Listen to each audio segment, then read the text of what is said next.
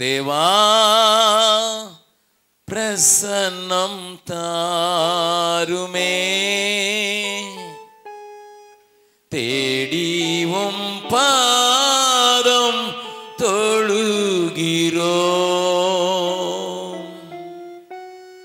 தேவா பிரசன்னம் தாருமே, தேடிவும் பாதம் தொழுகிறோம்.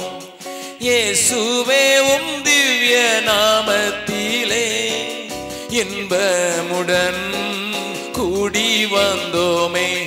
தேவா பிரசன்னம் தாருமே, தேடிவும் பாதம் தொழுகிறோம். 120 பேர் நடுவே தேற்றரவாளனே வந்தீரே. 120 பேர் நடுவே தேற்றரவாளனே வந்தீரே. உன்னத ஆவியை ஊற்றிடுமே மன்னவனே இந்நேரமே. உன்னத ஆவியை ஊற்றிடுமே மன்னவனே இந்நேரமே. தேவா பிரசன்னம் தாருமே, தேடிவும் பாதம் தொழுகிறோம். தேவா பிரசன்னம் தாருமே, தேடிவும் பாதம் தொழுகிறோம். இயேசுவின் மூலம் ஜெபம் கேளும் நல்ல பிதாவே, ஆமென்.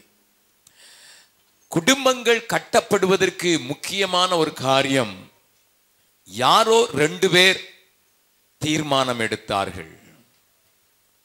என்ன தீர்மானம் எடுத்தார்கள்? நாங்கள் 2 பேரும் ஒன்றாக சேர்ந்து ஒரு குடும்பத்தை கட்டி எழுப்புவோம் என்று தேவ சன்னிதானத்திலே, தேவ மக்கள் மத்தியிலே, தேவ ஊழியர்களுக்கு முன்னடியாக அவர்கள் ஒரு தீர்மானம் எடுத்தார்கள். They made a covenant, அல்லது they decided to live together.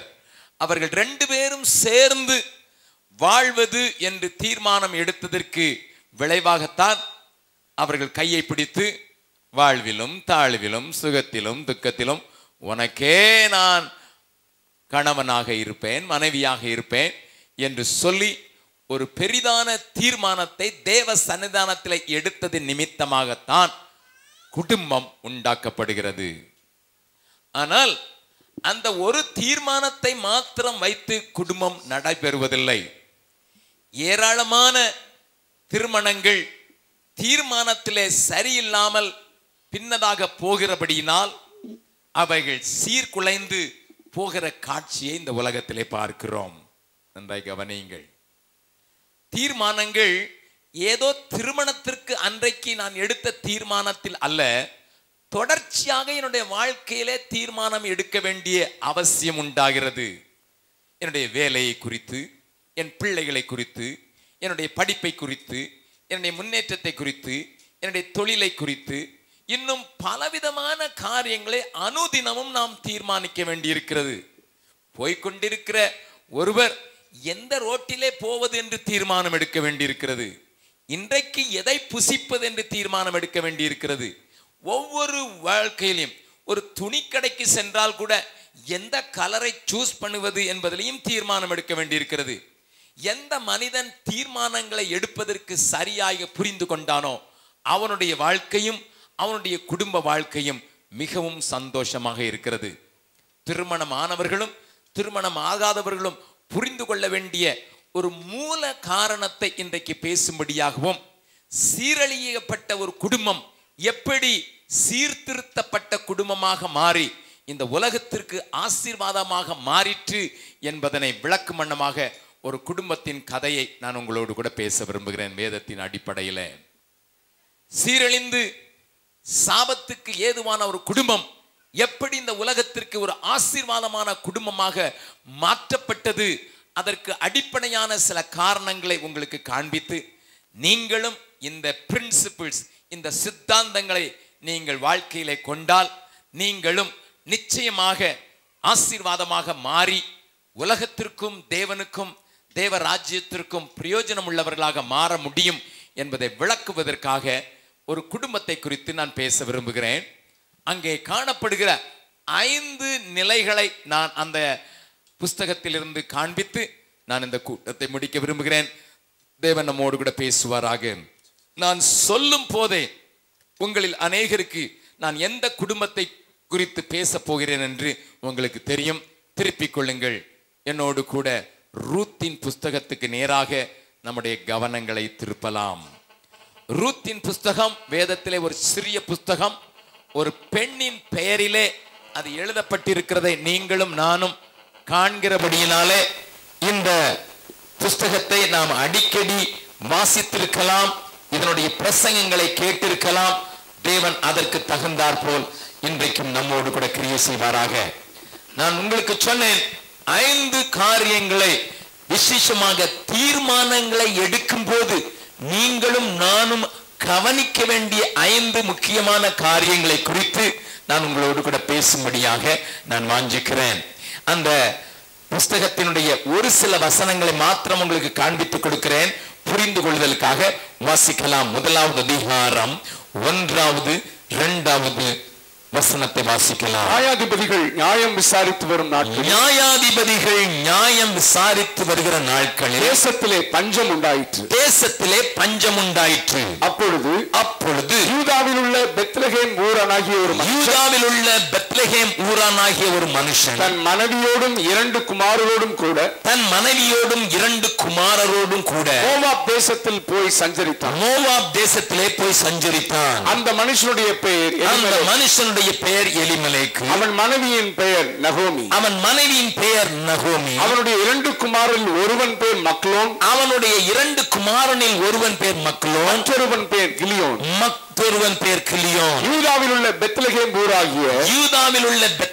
ஊராகிய எப்ராத்தியாராகிய அவர்கள் மோவாப் தேசத்திற்கு போய் அங்கே இருந்து விட்டார்கள். நன்றாய் கவனியுங்கள். இந்த கதையை நீங்கள் அறிந்திருக்கிறீர்கள். இந்த சூழ்நிலையை உங்களுக்கு புரிய வைக்க வேண்டிய அவசியமில்லை. ஆனாலும் ஒரு சிலருக்காக அவைகளை குறித்து தெளிவாக சொல்ல விரும்புகிறேன்.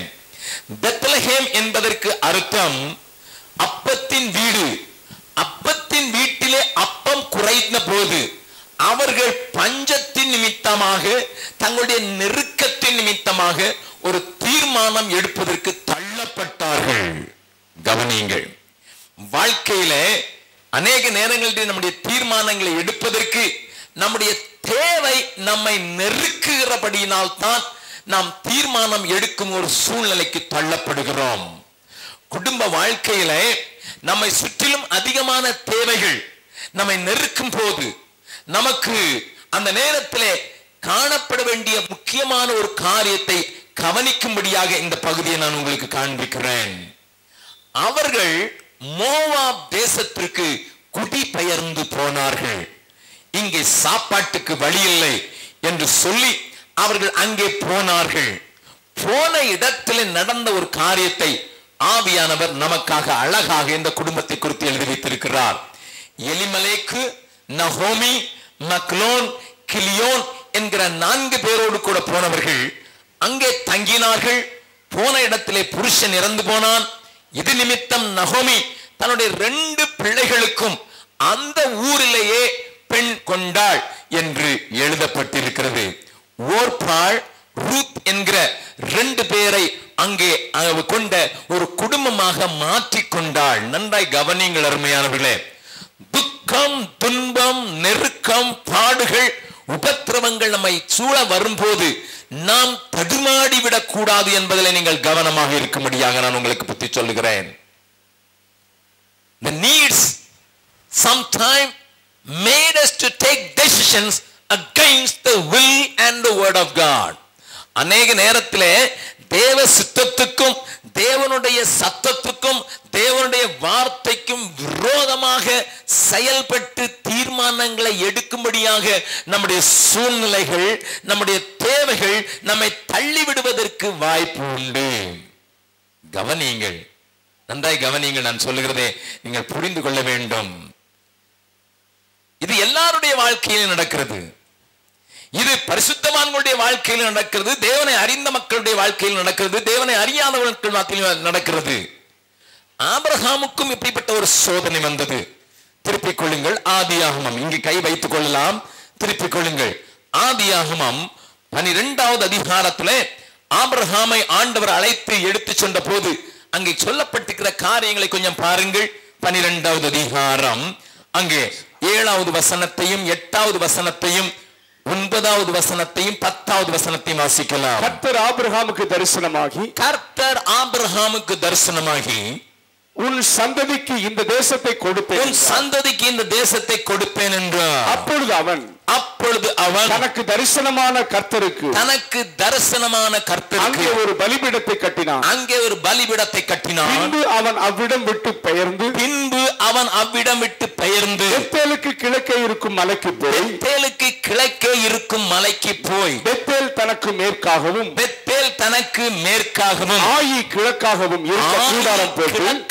இருக்க கூடாரம் போட்டு அங்கே கர்த்தருக்கு ஒரு பலிபீடத்தை கட்டி கர்த்தருடைய நாமத்தை தொழுது கொண்டான். அதன் பின் ஆபிராம் புறப்பட்டு தெற்கே பிரயாணம் பண்ணி கொண்டு போனான். தேசத்திலே பஞ்சம் உண்டாயிற்று. நன்றாய் கவனிங்கள். அத்தேசத்திலே பஞ்சம் உண்டாயிற்று. தேசத்திலே பஞ்சம் கொடிதாய் இருந்தபடியால் ஆபிராம் எகிப்து தேசத்திலே தங்கும்படி அவ்விடத்துக்கு போனான். நன்றாய் கவனிங்கள். ஆண்டவரை அனுதினமும் தரிசிக்கிற மனிதன், ஆண்டவர் ஒவ்வொரு ஊரிலையும் அவனுக்கு தரிசனம் தரும்போது ஒரு பலிபீடத்தை கட்டி ஆண்டவரை ஆராதிக்கிற ஒரு மனிதன். ஆனால் இப்பொழுது சுற்றிலும் பஞ்சம் வந்து விட்டது, தேவை நெருங்கி விட்டது, நெருக்கம் வந்து விட்டது, தன்னோடு கூட இருக்கிறவர்களுக்கு ஆகாரம் கிடைக்காத ஒரு சூழ்நிலை வந்தபோது அந்த இடத்திலே ஆபிரகாம் ஒரு சின்ன தவறு செய்கிறான். தேவனோடு கூட நடந்த மனிதன், தேவனுடைய சத்தத்துக்கு கீழ்ப்படிந்து வந்த மனிதன். ஆனால் பஞ்சம் என்கிற ஒரு காரியம் வந்து ஆடு மாடுகளுக்கு ஒன்றும் இறை இல்லாமல் போகும்போது, தன்னோடு கூட இருக்கிறவர்களுக்கு அங்கே காரியங்கள் செயல்படக்கூடாத நிலைக்கு வரும்போது அவன் ஒன்று செய்கிறான்.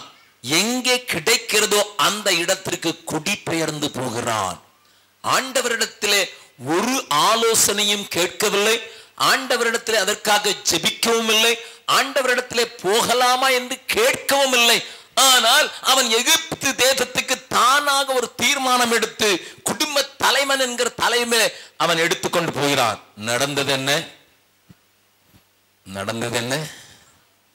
சாராளை தூக்கி கொண்டு போய்விட்டான் பார்வோன். ஆண்டவர் தான் பார்த்து திடீர்னுட்டு அங்க மட்டும் எடைபடாம இருந்தார்னா அவன் மனைவியை இழந்திருக்க வேண்டும். நல்லா கவனிங்க. ஆனா நல்லா கவனிங்க, தேவனுடைய ஆலோசனை இல்லாமல் ஒரு தீர்மானம் எடுத்த ஆபிரகாமுக்கு 3 பெரிய காரியங்கள் நடந்ததாக நான் ஒரு செய்தியில விளக்கமாக பேசியிருக்கிறேன். அதனால அதை குறித்து சொல்ல விரும்புகிறேன். என்ன நடந்துச்சு? எகிப்து தேசத்துக்கு போனதுனால 3 காரியம் நடந்துச்சு. 1, அவங்க பார்வோன் அவளுக்கு ஃப்ரீ கிஃப்ட் கொடுத்தான். என்ன கொடுத்தான்? வாசிக்கலாமா? 12வது அதிகாரத்துல அவள் நிமித்தம் அவன் ஆபிரகாமுக்கு தயை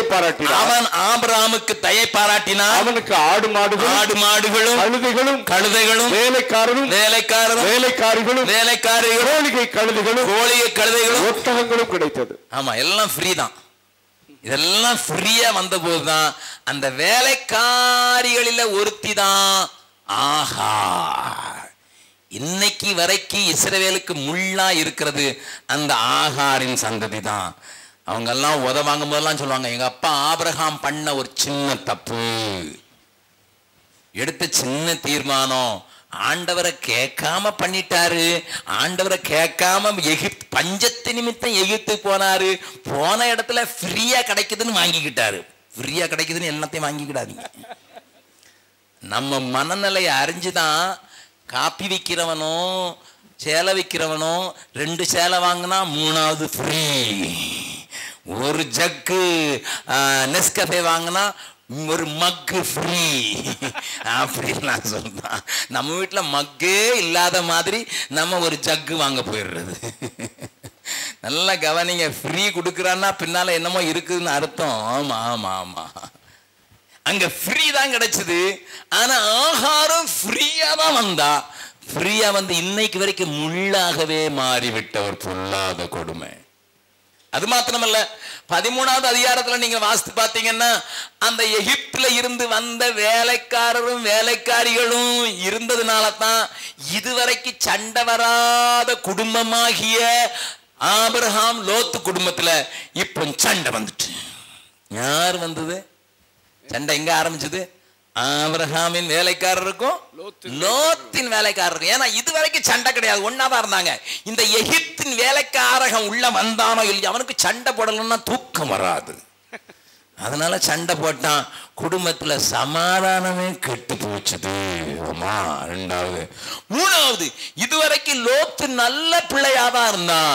எகிப்தை கொண்டு போய் இவன் காட்டிட்டு வந்த உடனே எதையும் எடுத்துக்கொண்டு சொல்லணும்னா கர்த்தருடைய தோட்டத்தை போலவும் எகிப்தை போலவும் இருக்குதுன்னு சொல்லிதான் சோதோம் குமராவுக்கு லோத்து வழி நடந்து விட்டான். லோத்தை திசை திருப்புவதற்கு பண்ணின காரியம் என்ன? அந்த எகிப்து விசிட்டு தான். நல்லா கவனிங்க. ஆண்டவர்கிட்ட கொஞ்சம் கேட்டிருக்க கூடாதா? இந்த தீர்மானம் எடுக்க முன்னால கொஞ்சம் கேட்டிருக்க கூடாதா? தினந்தோறும் ஆண்டவர் ஏதேன் தோட்டத்துல உலாவ வந்தா, ஆனா ஏவாளுக்கு பொறுக்கவே இல்லை. அவன் தான் சொன்னான், பொல்லாத சாத்தான், இத சாப்பிட்டீங்கன்னா இத புசிச்சிங்கன்னா உங்களுக்கு கண்ணெல்லாம் திறந்துரும், நீங்களும் தேவர்களை போல இருக்கிறாங்கிற ஒரு ஆலோசனையில இவன் பறிக்கவா புசிக்கவா என்கிற தீர்மானத்தை எடுக்கிறதுக்கு தினந்தோறும் சாயங்கால நேரத்துல வர்றாரு. அவர்கிட்ட ஒரு வார்த்தை கேட்போன்னு கேட்காம பறித்தாள், புசித்தாள், கொடுத்தாள், கெடுத்தாள். நல்ல கவனிங்க, நல்ல கவனிங்க. ஒரு சின்ன நேரம் அது டெய்லி வந்துகிட்டு இருந்தாரு. யார் டெய்லி வந்துகிட்டு இருந்தாரு? ஆபிரகாம் எங்கெல்லாம் பலிபடம் கட்டினானோ அங்கெல்லாம் தரிசனம் கொடுத்தார். அங்க ஒரு சின்ன ஆலோசனை அவர்கிட்ட கேட்க கூடாதா? ஏவாள் சின்ன கொஞ்சம் சாயங்காலம் வரைக்கும் வெயிட் பண்ணி கொடுக்கறதா இவன் சொல்றான். இவன் என்ன சொன்னான் தெரியுமா? நான் எப்பொழுதும் இந்த கதையை கொஞ்சம் கற்பனை பண்ணி பார்க்கறது வழக்கம். எப்படி ஏவாள் இந்த ஆதாமுக்கு தெரியாம பழத்தை பறிச்சு புசிச்சுட்டான்னு பார்க்கறது வழக்கம். அதன் அடிப்படையில் நான் யோசிக்கிறது வழக்கம். எப்படி தெரியுமா என்னுடைய கற்பனை? இது வேதத்துல இவ்வளவு விவரமா எழுதல, ஆனா இப்படித்தான் நடந்திருக்கணும்னு நான் நினைக்கிறேன். எப்படி? ஆண்டவர் சொன்னார் ஏதேன் தோட்டத்தை காக்கவும் பண்படுத்தவும் அவர்களை வைத்தார் என்று. அதனால காலையில 2 பேரும் கை கோத்துக்கிட்டு ஏதேன் தோட்டத்தை ஒரு சுற்று காவல் வருவாங்க, சாயங்காலம் ஒரு சுத்து வருவாங்க. ஆனா ஒரு நாள் ஏவாள் இப்படி ஆதாம பார்த்து சொன்னா, அத்தான் நம்ம டைம் ரொம்ப வேஸ்ட் பண்றோம், ரொம்ப வேஸ்ட் பண்றோம். என்ன வேஸ்ட் பண்றோம்? என்னம்மா சொல்லுமா, என்ன சொல்றேன்னு. நீங்க வலது பக்கமா போங்க, நான் இடது பக்கமா போனா பாதி நேரத்துல வேலை முடிஞ்சிடும். அட்டே பொண்ண போல புத்திசாலி பொண்ணு எனக்கு உண்டோ டார்லிங், நீ சொல்றதுதான் அப்படின்னு சொல்லிட்டான். அதனால தான் இந்த ஏவாள் தனியாவே இப்படி சுத்தி வந்தாள். ஆதாம் தனியா சுத்தி வந்தான். Best efficient method, managerial technique சொன்னா அது ரொம்ப எஃபிஷியன்ட், பாதி நேரத்துல வேலை முடிக்கிறதுனா. அதனால தான் இந்த ஏவாள் தனியா போகும்போது அவன் எழுத்து வீட்டுக்காரன் வந்து, அக்கா தனியா போறீங்களா, நான் வரட்டுமான்னு கேட்டு பேச்சுக்கு வந்தான். இப்படி தினந்தோறும் நடந்து நடந்து நடந்து அவன் பேசுறதெல்லாம் கேட்டு ஒரு நாள் இந்த சாத்தான் சொல்லியிருக்கணும், இன்னைக்கு உங்க முகம் வாட்டமா இருக்குதா? என்னக்கா? ஆமா, என்ன எல்லாம் கிடைக்குதா தோட்டத்துல, சாப்பிடுறதுக்கு எல்லாம் கிடைக்குது, ஏதோ ஒண்ணு குறையா இருக்குது. அப்பதான் சொன்ன, ஒண்ணுதான் கிடைக்கல, அதுதானே கேட்டேன். அதை மட்டும் நீங்க சாப்பிட்டீங்கன்னா ஷைன் பண்ணுவீங்க, நீங்க தான் மிஸ் வேர்ல்டு. ஆமா ஆமா, இதுக்கு மயக்கம். சீக்கிரமா அவரை போல உருவாக்கப்பட்ட அவளை பார்த்து சாத்தான் சொன்னான், தேவ சாயலாக உருவாக்கப்பட்ட அவளை பார்த்து சாத்தான் என்ன சொன்னா, அவரை போல மாறிடுவீங்க. என்ன புழு அடிக்கிறான் பாருங்க. அவரை போல தானையா உருவாக்குனாரு, அவரை மாதிரி மாறிடுவீங்கன்னா என்னத்தையோ ஒரு சின்ன பொடி வச்சுட்டான். அதை கேட்டு பறித்து புசித்தாள். ஒரு நாள் தாமதிக்க முடியல, ஒரு நாள் ஆண்டவருடைய சத்தத்துக்காக காத்திருக்க முடியவில்லை. ஒரு நாள் தீர்மானம் எடுப்பதற்கு முன்னதாக நீ தேவனை ஆலோசிப்பது உண்டோ? அல்லேலூயா. நீங்க சொல்லுவீங்க ஆதாமுக்கும் ஆபிரகாமுக்கும் எழுதப்பட்ட பிரமாணம் இல்லை, ஆனா உனக்கும் எனக்கும் எழுதியே கொடுத்திருக்கிறாரு. எழுதப்பட்ட பிரமாணம் கொண்டிருந்த அந்த நகோமியும் எலிமெலேக்கும் எழுதப்பட்ட பிரமாணத்தை கொண்டவர்களாக இருந்தார்கள். ஆண்டவர் எழுதியே கொடுத்திருந்தார். சொன்னாதான் மறந்து போகுது, சொன்னாதான் திருச்சிடுறான். சொன்னா ஆண்டவர் என்ன சொன்னாரு? ஆதாம பார்த்து என்ன சொன்னார்? வாசிக்கலாம் அந்த வசனத்தை. 2வது அதிகாரம் ஆதியாகமம். ஆதாம் இடத்துல என்ன சொன்னார்? 16வது வசனம். நீ தோட்டத்தில் உள்ள சகல விருட்சத்தின் கனியையும் புசிக்கவே புசிக்கலாம், ஆனாலும் நன்மை தீமை அறியத்தக்க விருட்சத்தின் கனியை புசிக்க வேண்டாம், அதை நீ புசிக்கும் நாளில் சாகவே சாவா என்று இதை ஆண்டவர் ஆதாமுக்கு சொன்னார். ஆதாம் ஏவாளுக்கு சொன்னதுல என்ன சொன்னானோ தெரியல. ஏவாளுக்கு எப்படி கேட்டுச்சு? அம்மா சொல்றா பாருங்க, வாசிக்கலாம். 3வது அதிகாரம் 2வது 3வது வசனம். ஸ்திரீ சர்ப்பத்தை பார்த்து நாங்கள் தோட்டத்தில் உள்ள விருட்சங்களின் கனிகளை புசிக்கலாம், ஆனாலும் தோட்டத்தின் நடுவில் இருக்கிற விருட்சத்தின் கனியை குறித்து தேவன் நீங்கள் சாகாதபடிக்கு அதை புசிக்கவும் தொடவும் வேண்டாம் என்று சொன்னார் என்றாள். பாருங்க, இது யார் பண்ண மிஸ்டேக்னு எனக்கு தெரியாது. என்னது? தொடக்கூடாதுன்னு சொல்லல, புசிக்க கூடாதுன்னு தான் சொன்னாரு. ஆனா இப்போ ஆதாமுடைய வாயின் வழியாக ஏவாள் கேட்ட போது ஒன்னு ஆட் பண்ணிக்கிட்டா, அதை மற்றவங்களுக்கு சொல்லும் போது இன்னொரு ஆட் பண்ணிட்டா, தொடவும். ஓ, நல்ல கவனிங்க. ஆண்டவர் பார்த்தார் கம்யூனிகேஷன் ப்ராப்ளம் வந்துருதுப்பா. காதோட காது சொன்னிச்சுன்னா ஒன்னு சேர்த்துக்கிட்டே போயிடுறான். ஆமா, ஒரு பிள்ளை திடீர்னு வாந்தி எடுக்கும், லேசா அதுல கொஞ்சம் பச்சை கலர்ல வரும். உடனே பார்த்துக்கிட்டு அப்படியே அப்பா கருப்பா வாந்தி எடுக்கிறான். அடுத்தவன் கேட்டுக்கிட்டு ஐயோ கருப்பாவே வாந்தி எடுக்கிறான். இன்னும் 3வது ஆள் சொல்லலாம் காக்காவாவே வாந்தி எடுக்கிறான். கொஞ்சம் அப்படியே வச்சு வந்துருக்கணும். அதனாலதான் கேட்டு சொன்னா இவன் உருப்பட மாட்டேங்கிறான்னு சொல்லி தான் ஆண்டவர் எழுதி கொடுத்தார். ஆமா, put it in black and white brother. ஆபீஸ்ல சொல்லுவாங்க put it in black and white. அப்பதான் உருப்படும். ஏன்னா இவங்கிட்ட சொல்லி அவங்ககிட்ட சொன்னா எங்கேயோ போயிரும் கதை. ஆண்டவர் எழுதியே கொடுத்தாரு, தன்னுடைய விரல்களினாலே எழுதி கொடுத்தார். என்ன எழுதி கொடுத்தாரு? மோசேக்கு எழுதி கொடுத்தது மாத்திரமல்ல, என்ன சொன்னார் பாருங்க, வாசிக்கலாம். உபாகமம் 7வது அதிகாரம் 1வது வசனத்திலிருந்து வாசிக்கலாம். நீ சுதந்தரிக்க போகிற தேசத்தில் உன் தேவனாகிய கர்த்தர் உன்னை பிரவேசிக்க பண்ணி உன்னை பார்க்கிலும் ஜனம் பெருத்த ஜாதியாகிய ஏத்தியர், கிர்காசியர், எமோரியர், கானானியர், பெரிசியர், ஏவியர், எபூசியர் என்னும் 7 பலத்த ஜாதிகளை உனக்கு முன்பாக துரத்தி. இதெல்லாம் செய்யறதுனால நீ ஒண்ணு செய்யணும்பா. 3வது 4வது வசனம். அவர்களோட சம்பந்தம் கலவாயாக குமாரத்திகளை அவர்கள் குமாரருக்கு கொடாமலும் அவர்கள் குமாரத்திகளை உன் குமாரருக்கு கொள்ளாமலும் இருப்பாயாக. என்னை பின்பற்றாமல் அந்நிய தேவர்களை சேவிக்கும்படி அவர்கள் உன் குமாரரை விலக பண்ணுவார்கள். அப்பொழுது கர்த்தருடைய கோபம் உங்கள் மேல் மூண்டு உங்களை சீக்கிரத்தில் அழிக்கும். ஓஹோ, God was very specific. ஆண்டவர் ஒரு ஜாதியை வெறுக்கல, ஜாதியின் கிரியையை வெறுக்கிறார். நல்ல கவனிங்க. அவர்களோடு நீ சம்பந்தம் கலக்க கூடாது. என்ன செய்வாங்க? அவர்கள் உன்னை சாய்ந்து போக பண்ணுவார்கள். என்னை விட்டு, ஜீவனுள்ள தேவனை விட்டு சாய்ந்து போக பண்ணுவார்கள். டோன்ட். ஆகையினால அது செய்யாத. Don't marry, don't take girls. இது எழுதி கொடுக்கப்பட்ட நியாயப்பிரமாண புஸ்தகம். இதைத்தான் மோசே எழுதி கொடுத்து யோசுவாவுடைய கையிலே கொடுத்திருந்தான். இது வாசிக்கப்பட்டது, அவ்வப்போது வாசிக்கப்பட்டது.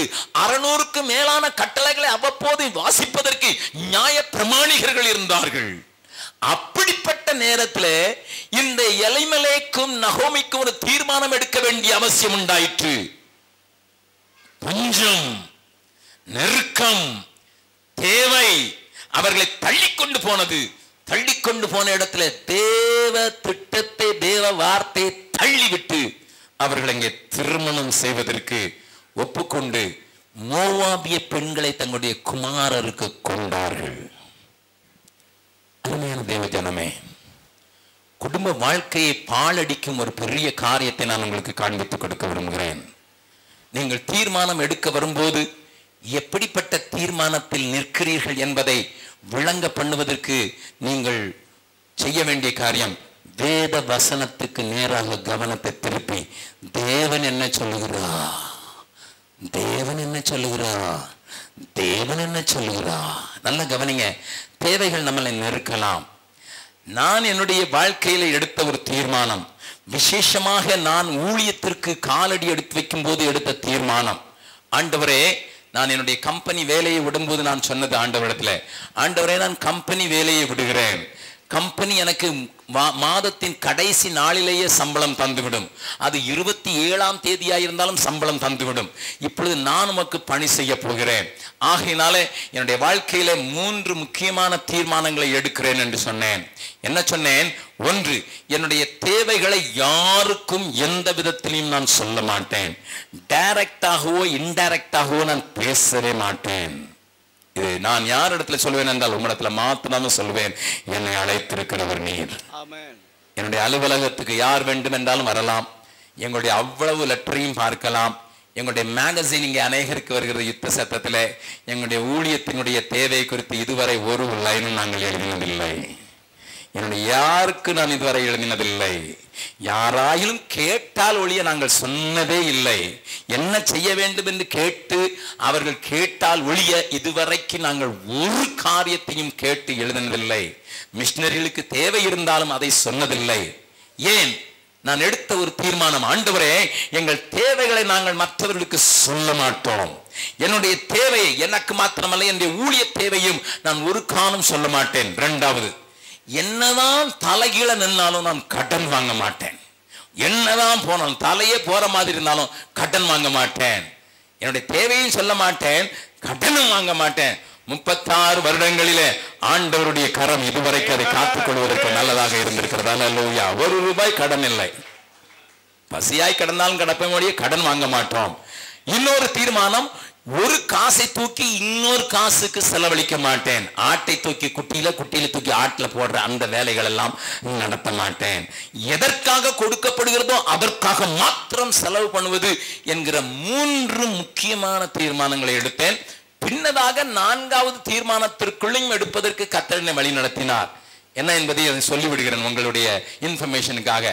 வெளிநாட்டுக்கு நான் போகும்போதோ அல்லது நான் நடத்துகிற சபையிலேயோ நான் ஆண்டவரே இந்த காரியத்தை செய்வேன்.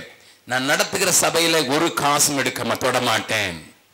வெளிநாட்டுக்கு போகும்போது ஒரு காசையும் எனக்கே தனியாக கொடுக்கப்பட்டாலும் என் பிள்ளைகளுக்கு கொடுக்கப்பட்டாலும் அதை தொட மாட்டேன். இந்தியாவிலே நான் பிரசங்கம் பண்ணுகிறதற்கு எனக்கு பெறுகிற காணிக்கலை மாத்திரம் எனக்கும் என் பிள்ளைகளுக்கும் என் குடும்பத்தின் தேவைக்கும் உபயோகப்படுத்துவேன் என்று அதில் தீர்மானத்தை பின்னதாக எடுத்தேன். நான் முதல் எடுத்த தீர்மானம் 3. ஆண்டவர் நம்முடைய தீர்மானங்களில் ரொம்ப கவனமாக இருக்கிறவர், கரெக்டா பிடிக்கிறவர். நல்லா கவனிங்க. எப்ப தீர்மானம் எடுக்கிறோமோ அதை நல்லா பார்க்கிறவர். நான் 2 காரியத்தை சொல்கிறேன். நம்முடைய தீர்மானத்தில் ஆண்டவர் எவ்வளவு கவனமா இருப்பார் என்பதற்கும் அவர் எப்படி உதவி செய்கிறார் என்பதற்கும் நான் உங்களுக்கு சொல்லி உற்சாகப்படுத்துவதற்காக இந்த சாட்சியை சொல்கிறேன். எனக்கு திருமணமான பின்பு 3 ஆண்டுகள் எனக்கு குழந்தை இருக்கக்கூடாதுன்னு நான் ஜெபித்தவன். ஏன்னா 3 வருஷத்துக்கு முன்னாலே குழந்தை பெற்றாச்சுன்னா அவள் பாஷையும் படிக்க மாட்டா, ஊழியமும் பண்ண மாட்டா. ஆகையினால அவளையும் அவளுடைய பிள்ளையும் பார்க்கறதுக்கு என்னையும் இழுத்துக்கொள்வாள் என்று சொல்லி ஆண்டவரே எனக்கு 3 வருஷம் குழந்தை இருக்கக்கூடாதுன்னு சொல்லி ஜெபித்தவன். இந்த நாட்களில் 3வது மாசத்துலேயே வந்து கேட்குறாங்க, சீக்கிரமா ஜெபம் பண்ணுங்க, குழந்தை வரட்டும். ஓகே, நல்ல கவனிங்க. ஆண்டவர் 3 வருடத்துக்கு பிறகு எங்களுக்கு ஒரு நல்ல வாட்ட சாட்டமான ஒரு குழந்தை கொடுத்தார். He was 4.5 kilos. என் மகன் பிறக்கும்போது 4.5 கிலோ இருந்தான். சாதாரணமாக பிள்ளைங்க 3 கிலோ தான் இருக்கும். அந்த நாட்களில் எங்களுக்கு எங்களுடைய ஊழியத்தில் எங்களை யாருக்கும் தெரியாது, வெளியே இருக்கிறவங்களுக்கும் தெரியாது, அங்கே விசுவாசிகள் கிடையாது. நாங்கள் எப்படியோ வாழ்ந்து வந்தோம். அநேக நேரங்களிலே தெருக்களிலே கிடக்கிற கீரைகளை சாப்பிட்டோம். அநேக நேரங்களிலே என் மனைவிக்கு நான் ஒரு ஆகாரம் வாங்கி கொடுப்பதற்கு இல்லாதவனாக இருந்தேன். எங்களுக்கு தேவை செல்லவில்லை. ஆனாலும் தேவன் எங்களுக்கு வாட்ட சாட்டமான ஒரு குழந்தையை கொடுத்தார். He was so big. யாராவது கொஞ்ச நேரம் வச்சுட்டு கை வலிக்குன்னு சொல்லுவாங்க.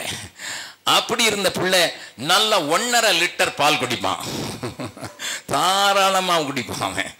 அப்படி இருக்கிற பிள்ளைக்கு ஒரு நாள் 9 மாதத்தில் என்னுடைய சகோதரர் தூக்கி கொண்டு போய் விடுவார்கள். 3 நாள் அவருடைய ஃபீல்டில் வைத்து கொண்டு வருவார்கள். அவன் யாரு கூடயும் பழகுவான். அப்படிப்பட்ட ஒரு குழந்தையாக நாங்கள் வளர்த்து வந்தோம். ஆனால் ஒரு நாளில் ஒரு காசும் வீட்டில் இல்லை. என்னோடு கூட 3 சகோதரிகள் இருந்தார்கள், நான் இருந்தேன், மனைவி, மற்ற மிஷினரிகள் வேறு ஃபீல்டில் இருக்கிறார்கள். வீட்டில் ஒரு காசெல்லாம் கிடையாது, ஒன்றும் வாங்க முடியாது. ஸ்டவ்வில் எண்ணெய் இல்லை அடுப்பு பற்ற வைக்கிறதுக்கு. எங்கள் வீட்டில் சாப்பாடு கிடையாது, பிள்ளைக்கு பால் வாங்குறதுக்கு காசு கிடையாது. நான் அந்த நேரத்தில் முழங்கால நின்று, ஆண்டவரே நீர் நடத்துகிற பாதை என்று சொல்கிறேன். என்னோடு கூட இருக்கிற பெண் பிள்ளைகள், என்னோடு கூட இருக்கிற அந்த சிஸ்டர்ஸுக்கு, என்ன பிள்ளையை கைப்பிள்ளையை வச்சுக்கிட்டு நீங்கள் பாட்ட சும்மா இருக்கீங்க என்று அவங்க குடுன்னு இருக்காங்க. என் மனைவி என்னோடு கூட நிற்கிறதுக்கு கற்றுக்கொண்டவள். அவள் போய் ஃபீடிங் பாட்டிலில் அங்கே பைப்பில் தண்ணி பிடிச்சி அவனுக்கு கொடுத்து கொண்டு இருக்கிறாள். ஜோம் பண்ணி கொடுத்துட்டு இருக்கா. எங்கள் வீட்டுக்கு எதிர்த்தால ஒரு பிராமண அம்மா. அந்த அம்மா, நீங்கள் அடுப்பு பற்ற வைக்கலையா? அது அவர்களுக்கும் எங்களுக்கும் ஒரே முத்தம் தான். அது சும்மாவே இருக்காது. அது அடுப்பு பற்ற வைக்கலையா, அதுவே சொல்லு, நீங்கள் உபவாசம் போலன்னு போயிடும். மறுபடி சாயங்காலம் பிள்ளை கூட பால் வாங்கலையா, அது 3 நாள் எங்களை உண்டுலன்னு ஆகிடுச்சு. நல்லா கவனிங்க. ஆனால் நான் என்னுடைய தேவனுக்கு முன்னதாக நான் எடுத்த தீர்மானத்தில் உறுதியாக இருப்பதற்கு நான் விட்டு கொடுக்கவே இல்லை. 3வது நாள் 1 நாள் முழுவதும் போய்விட்டது, 2 நாள் முழுவதும் போய்விட்டது, 3 நாள் என் பிள்ளை அளவே இல்லை. 3வது நாள் சாயங்காலத்தில் என்னுடைய சகோதரிகள் என் மனைவியை நேரத்தில் பேசி, நான் ஆற்று பக்கமாக ஜபிக்க போயிருக்கும் போது இவர்கள் அவளை கூட்டிக் கொண்டு ரயில்வே ஸ்டேஷன் பக்கமாக போய்விட்டார்கள். நான் ஜபித்து விட்டு ரயில்வே ஸ்டேஷன் பக்கமாக திரும்பி வரும்போது பார்த்தா அங்கே ஒரு சின்ன கூட்டம் என்னதான் பார்த்தா என் சகோதரிகள் அங்கே ஓப்பன் ஏர் பிரசங்கம் பண்ணி கொண்டிருக்கிறார்கள், ஊழியம் செய்து கொண்டிருக்கிறார்கள். நான் அவர்களை பார்த்தேன், வீட்டுக்கு போறீர்களா இல்லையாண்டு. அதில் ஒரு கிறிஸ்டின் ஒரு தங்கச்சி இருந்தா, அண்ணன் நாங்கள் ஊழியம் செய்யல, நீ ஊழியம் செய்யல, நீ புஸ்தகம் விற்று நீ காசு சேர்க்க வந்திருக்கு. ஏன்னா ஊழியம் செய்து புதிய ஏற்பாட்டையும் அல்லது சுவிசேஷ பிரதிகளும் விற்று பிள்ளைக்கு பால் வாங்கலான்னு கூட்டிகிட்டு வந்திருக்காங்க. நான் போட்ட சத்தத்தில் வீட்டுக்கு ஓடிட்டாங்க. நான் சொன்னேன், இந்த சூழ்நிலையில் நீ வீட்டுக்கு நீ ஊழியம் செய்து நீ காசு சம்பாதிக்க கூடாது என்பதை இத்தனை கவனமாகத்தான் இந்த வாழ்க்கையை நடத்தினோம். அல்லேலூயா. இந்த தேவன் என்றென்றும் உள்ள சதா காலமும் நமது தேவன், மரண பரியந்தம் நம்மை நடத்திடுவார். அநாதி தேவன் அடைக்கலமே, நித்திய துயங்கள் உன் ஆதாரமே.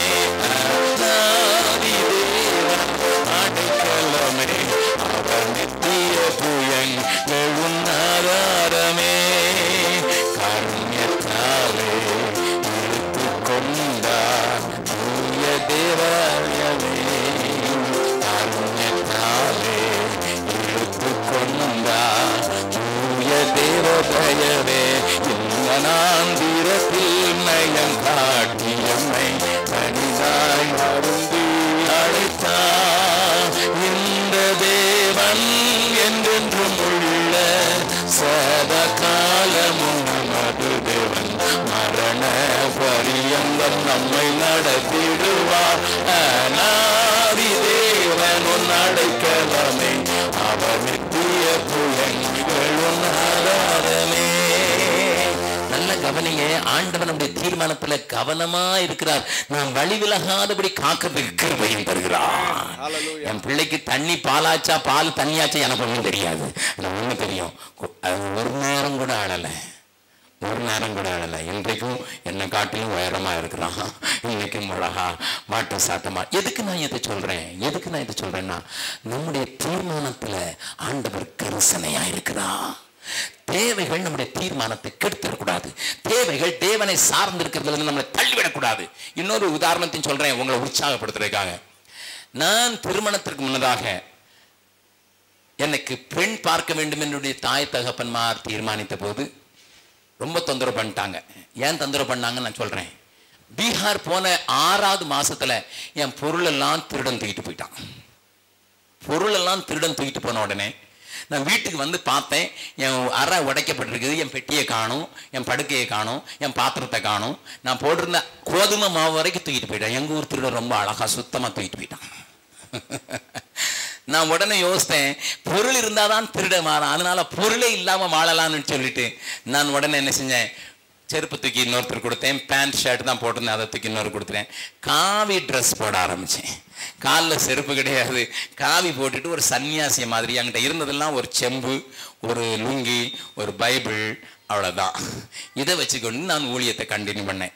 யாரோ போய் எங்கள் அம்மா அப்பாட்ட சொல்லிட்டாங்க, உங்கள் பிள்ளை சன்னியாசி ஆயிட்டான்ட்டு. நான் திருமணம் ஆக மாட்டேன்னுலாம் சொல்லவில்லை, அவங்க நினச்சிக்கிட்டாங்க சன்னியாசி ஆயிட்டான்ட்டு. அதனால எங்கள் அப்பா அம்மாவும் ஐயோ ஒரே பிள்ளை, இவன் கல்யாணம் கட்டல நம்ம சந்ததியை அழிஞ்சு போகும்னு சொல்லிட்டு அவங்க ஒவ்வொரு லெட்டருக்கு மேலே திருமணம் செய்ய வேண்டும், திருமணம் செய்ய வேண்டும். அவங்களுக்கு தெரியாது எனக்கு காலெலாம் காணிக்க கூட வர்றதில்லைன்னுட்டு. ஏன்னா அங்க விசுவாசியே இல்லை. நான் போய் சுவிசேஷம் சொல்லணும், யாருக்காவது கொடுத்தா வாங்கிடுவான். அப்படிப்பட்ட சூழ்நிலையில் இருக்கிறேன். அவங்க நீ திருமணம் செய்ய வேண்டும், திருமணம் சொல்லணும், பெரிய தொந்தரவு பண்ணாங்க. அதனால நான் எங்க அம்மா அப்பா கையில ஒரு லவ் லெட்டர் எழுதி கொடுத்தேன், ஒரு காதல் கடிதம்.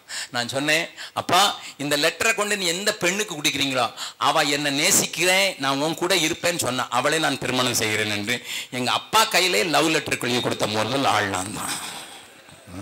எல்லாரும் அப்பா அம்மாவுக்கு தெரியாம தான் செய்வாங்க.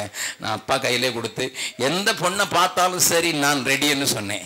அந்த லெட்டர்ல எழுதியிருந்த முதல் காரியத்தை நான் சொல்றேன். நான் எழுதியிருந்தது இதுதான், அருமை சகோதரியே, இந்த கடிதத்தை நீ படிக்கிறாய். இந்த கடிதத்தை படித்து நீ ஆம் என்று சொன்னால் நீ எனக்கு மனைவி ஆகி விடுவாய். இல்லை என்று சொல்வதற்கு உனக்கு முழு உரிமை இருக்கிறது. ஏனென்றால் என்னுடைய உள்ளத்தை அறிந்த ஒரு நல்ல ஜெப பங்காளராக நீ இருக்கலாம் என்று எழுதி ஆரம்பித்து விட்டு 7 கண்டிஷன் எழுதியிருந்தேன். அதுல முதல் கண்டிஷன் என்ன, என்ன ஆனாலும் சரி தேவ சித்தம் தான் செய்கிறது அப்படின்னு எழுதிட்டு, உதாரணமாக நாம் தமிழ்நாட்டிலிருந்து 3000 கிலோமீட்டர் தூரத்தில் இருக்க போகிறோம். உங்க அப்பாவோ அம்மாவோ செத்து போனா கூட ஆண்டவர் வரக்கூடாதுன்னு சொன்னா வரமாட்டேன். எந்த பைத்தியக்காரியாவது ஆட்டும் என்று சொல்லுவாளோ? நல்ல கவனிங்க. This was my threatening letter, love letter இல்ல, த்ரெட்டனிங் லெட்டர். யாரும் சீக்கிரத்தில் கல்யாணத்துக்கு ஒத்துக்கொள்ள கூடாதுங்கிறதுக்காக எழுதப்பட்ட முதல் கண்டிஷன். ஹல்லேலூயா. இப்போ மற்றவங்களுக்கெல்லாம் ஆசை வந்திருக்கும், 6 என்னையா நான் சொல்ல போகிறது இல்லை, ஏன்னா எனக்கு மனைவி கிடைத்து விட்டாள். I got my wife. அதனால நான் சொல்ல வேண்டிய அவசியம் இல்லை. ரொம்ப இன்ட்ரெஸ்டா கல்யாணம் கட்ட யாராவது உங்களுக்கு எனக்கும் இந்த மாதிரி லெட்டர் எழுதுன்னு ஆசை இருக்குன்னா நீங்க வாங்க, தனியா சொல்றேன். நடந்ததை கவனிங்க. எங்களுக்கு திருமணம் ஆயிற்று. 11 மாதங்கள் ஆண்டவர் எங்களை ஒன்றும் செய்யவில்லை. 11 மாதம் கழித்து நான் என்னுடைய மனைவியை ஒரு இடத்துல வைத்துவிட்டு நான் ஊழியத்திற்காக இன்னொரு இடத்திற்கு போய் கொண்டிருந்த போது வழியில் எனக்கு ஒரு டெலகிராம் கிடைத்தது. என்னோடு கூட விளையாடி என்னோடு கூட பள்ளிக்கூடம் சென்ற என்னுடைய தங்கை, 3 வயது என்னை காட்டிலும் சிறியவள், மரித்து போனாள். என்னுடைய தாய் தகப்பனுங்க நான் ஒரே மகன். நான் அவர்களுக்கு ஆறுதல் செய்ய வேண்டும். நான் 3 நாள் கூட்டத்திற்காக போய்கொண்டிருக்கிறேன். வெள்ளி சனி ஞாயிறு கையில் டெலகிராம் வாங்கி ஆண்டவருக்கு நன்றி செலுத்தினேன். நான் ஊழியத்துக்கு போனேன். வெள்ளிக்கிழமை, சனிக்கிழமை, ஞாயிற்றுக்கிழமை கூட்டத்தை முடித்து விட்டு ராத்திரியோடு ராத்திரியாக ஒரு லாரியை பிடித்து 100 மைல் தூரத்தில் இருந்த என்னுடைய மனைவியை பார்ப்பதற்கு சென்று அவளை சந்தித்தேன். ராத்திரி நடு ராத்திரியிலே 2 பேரும் பாசத்தின் மிகுதியினால் கொஞ்சம் அழுதோம். அவள் திருமணமாகி இதுவரை முதல் தடவை வீட்டுக்கு போகவில்லை. அவளுக்கு 3 ஷாக். ஒன்று, என்னுடைய தங்கை இறந்து விட்டாள் என்பது. இன்னொன்று, மருமக வந்து என் மகளை தின்னுட்டான்னு உலகத்தை சொல்லுமே அப்படிங்கிற ஒரு பெரிய பயம். வீட்டுக்கு முதலா போறோம், இப்பதான் போறோம், துக்க செய்தியோடு கூட போறோமே என்கிற அடுத்த கவலை. ஆனா அந்த நேரத்தில் ஆண்டவர் சொன்னார், நீ எடுத்த தீர்மானம் என்ன? நீ எடுத்த தீர்மானம் என்ன? நாங்கள் சொன்ன, ஆண்டவரை நீங்க போச்சோன்னா தான் போவேன்னு சொல்லியிருக்கேன். என் அப்பா அம்மாவுக்கு நான் போகணுங்கிறது அவசியம், தேவைதான், நெருக்கம்தான். ஆனா நீங்க சொல்லாம போக மாட்டோம். 2 பேரும் ஜெபிக்கும் போது இரவு வேளையில தேவன் சொன்னார், போ. என் கூட 2 தம்பிமா இருந்தாங்க. ஒருத்தர் பேர் சிவநாத், இன்னொருத்தர் பேர் சுப்பிரமணி. 2 ஆண்டவருக்குள்ள கொண்டு வரப்பட்ட 2 பிள்ளைகள். எங்களோடு கூட 2 பிள்ளைகளை வைத்திருந்தோம். 4 பேரை நாங்கள் விட்டு விட்டு செல்ல வேண்டும். நாங்கள் 2 பேரும் பீகாரிலிருந்து தூத்துக்குடிக்கு வர வேண்டும். எங்களுக்கு வருவதற்கும் போவதற்கும் பிரயாண செலவு வேண்டும். ஆனால் ஆண்டவர் போ என்று சொன்னால் என்று நாங்கள் இருந்த இடத்திலிருந்து ட்ரெயின் பிடிக்கிற இடத்துக்கு வந்தோம். என் கையில் இருந்தது 65 ரூபாய் தான். அந்த நேரத்தில் வருவதற்கு 20 ரூபாய் செலவாகிவிட்டு 45 ரூபாய் தான் இருக்கிறது. 2 பேருக்கும் தென்னிந்தியா வருவதற்கு டிக்கெட் எடுக்க வேண்டும். என்னோடு கூட இருந்தவர்கள் யாருக்கும் தெரியாத இடத்துல பணம் இல்லை என்று அவர்கள் சொல்கிறார், அண்ணன் நாங்கள் போய் முன்னால் ஸ்டேஷனில் டிக்கெட் வாங்கிடுறோம்னு சொல்கிறாங்க. நான் சொல்கிறேன், இல்லை இல்லை இல்லை இல்லை, நானே வந்து வாங்கிடுறேன். என் மனைவியை பார்த்தேன். அவள் சொன்ன, ஆண்டவர் தானே உங்களை போன்னு சொன்னார். ஆமாம், ரயில்வே ஸ்டேஷனில் யாராவது டிக்கெட் வாங்கி வச்சுருப்பாங்க, இங்கே போகலான்ட்டா. அல்லேலூயா. ஒரு ரிக்ஷாவை ஏற்றுக்கொண்டு அவளை அதில் உட்கார வைத்தேன். ஒரு சின்ன குட்டி பையன் ஓடி வந்தான். வந்து சொன்னான், அந்த சிஸ்டர் உங்களை பார்த்துட்டு போகணுன்னு சொல்கிறாங்கன்னு சொல்லி ஒரு சிஸ்டருடைய பேரை சொன்னான். நான் சொன்னேன், ரயில்வே ஸ்டேஷன் இந்த பக்கம் இருக்குது, அவங்க வீடு இந்த பக்கம் இருக்குது, நான் எங்கே போகிறது அப்படின்னு யோசித்தேன். இங்கே போக முடியாது, நேரம் இல்லை அப்படின்னு சொன்னேன். அவன் வலுக்கட்டாயம் பண்ணினான். வேறு வழி இல்லாமல் அந்த வீட்டுக்கு பக்கத்தில் போய் ரிக்ஷாவில் அவளை உட்கார வைத்து விட்டு நான் போய் அந்த வீட்டின் கதவை தட்டினேன். அந்த சகோதரி வந்து கதவை திறந்தார்கள். திறந்தவர்கள் உள்ளே ஓடிவிட்டார்கள். நான் என்ன என்று நினைத்தேன்.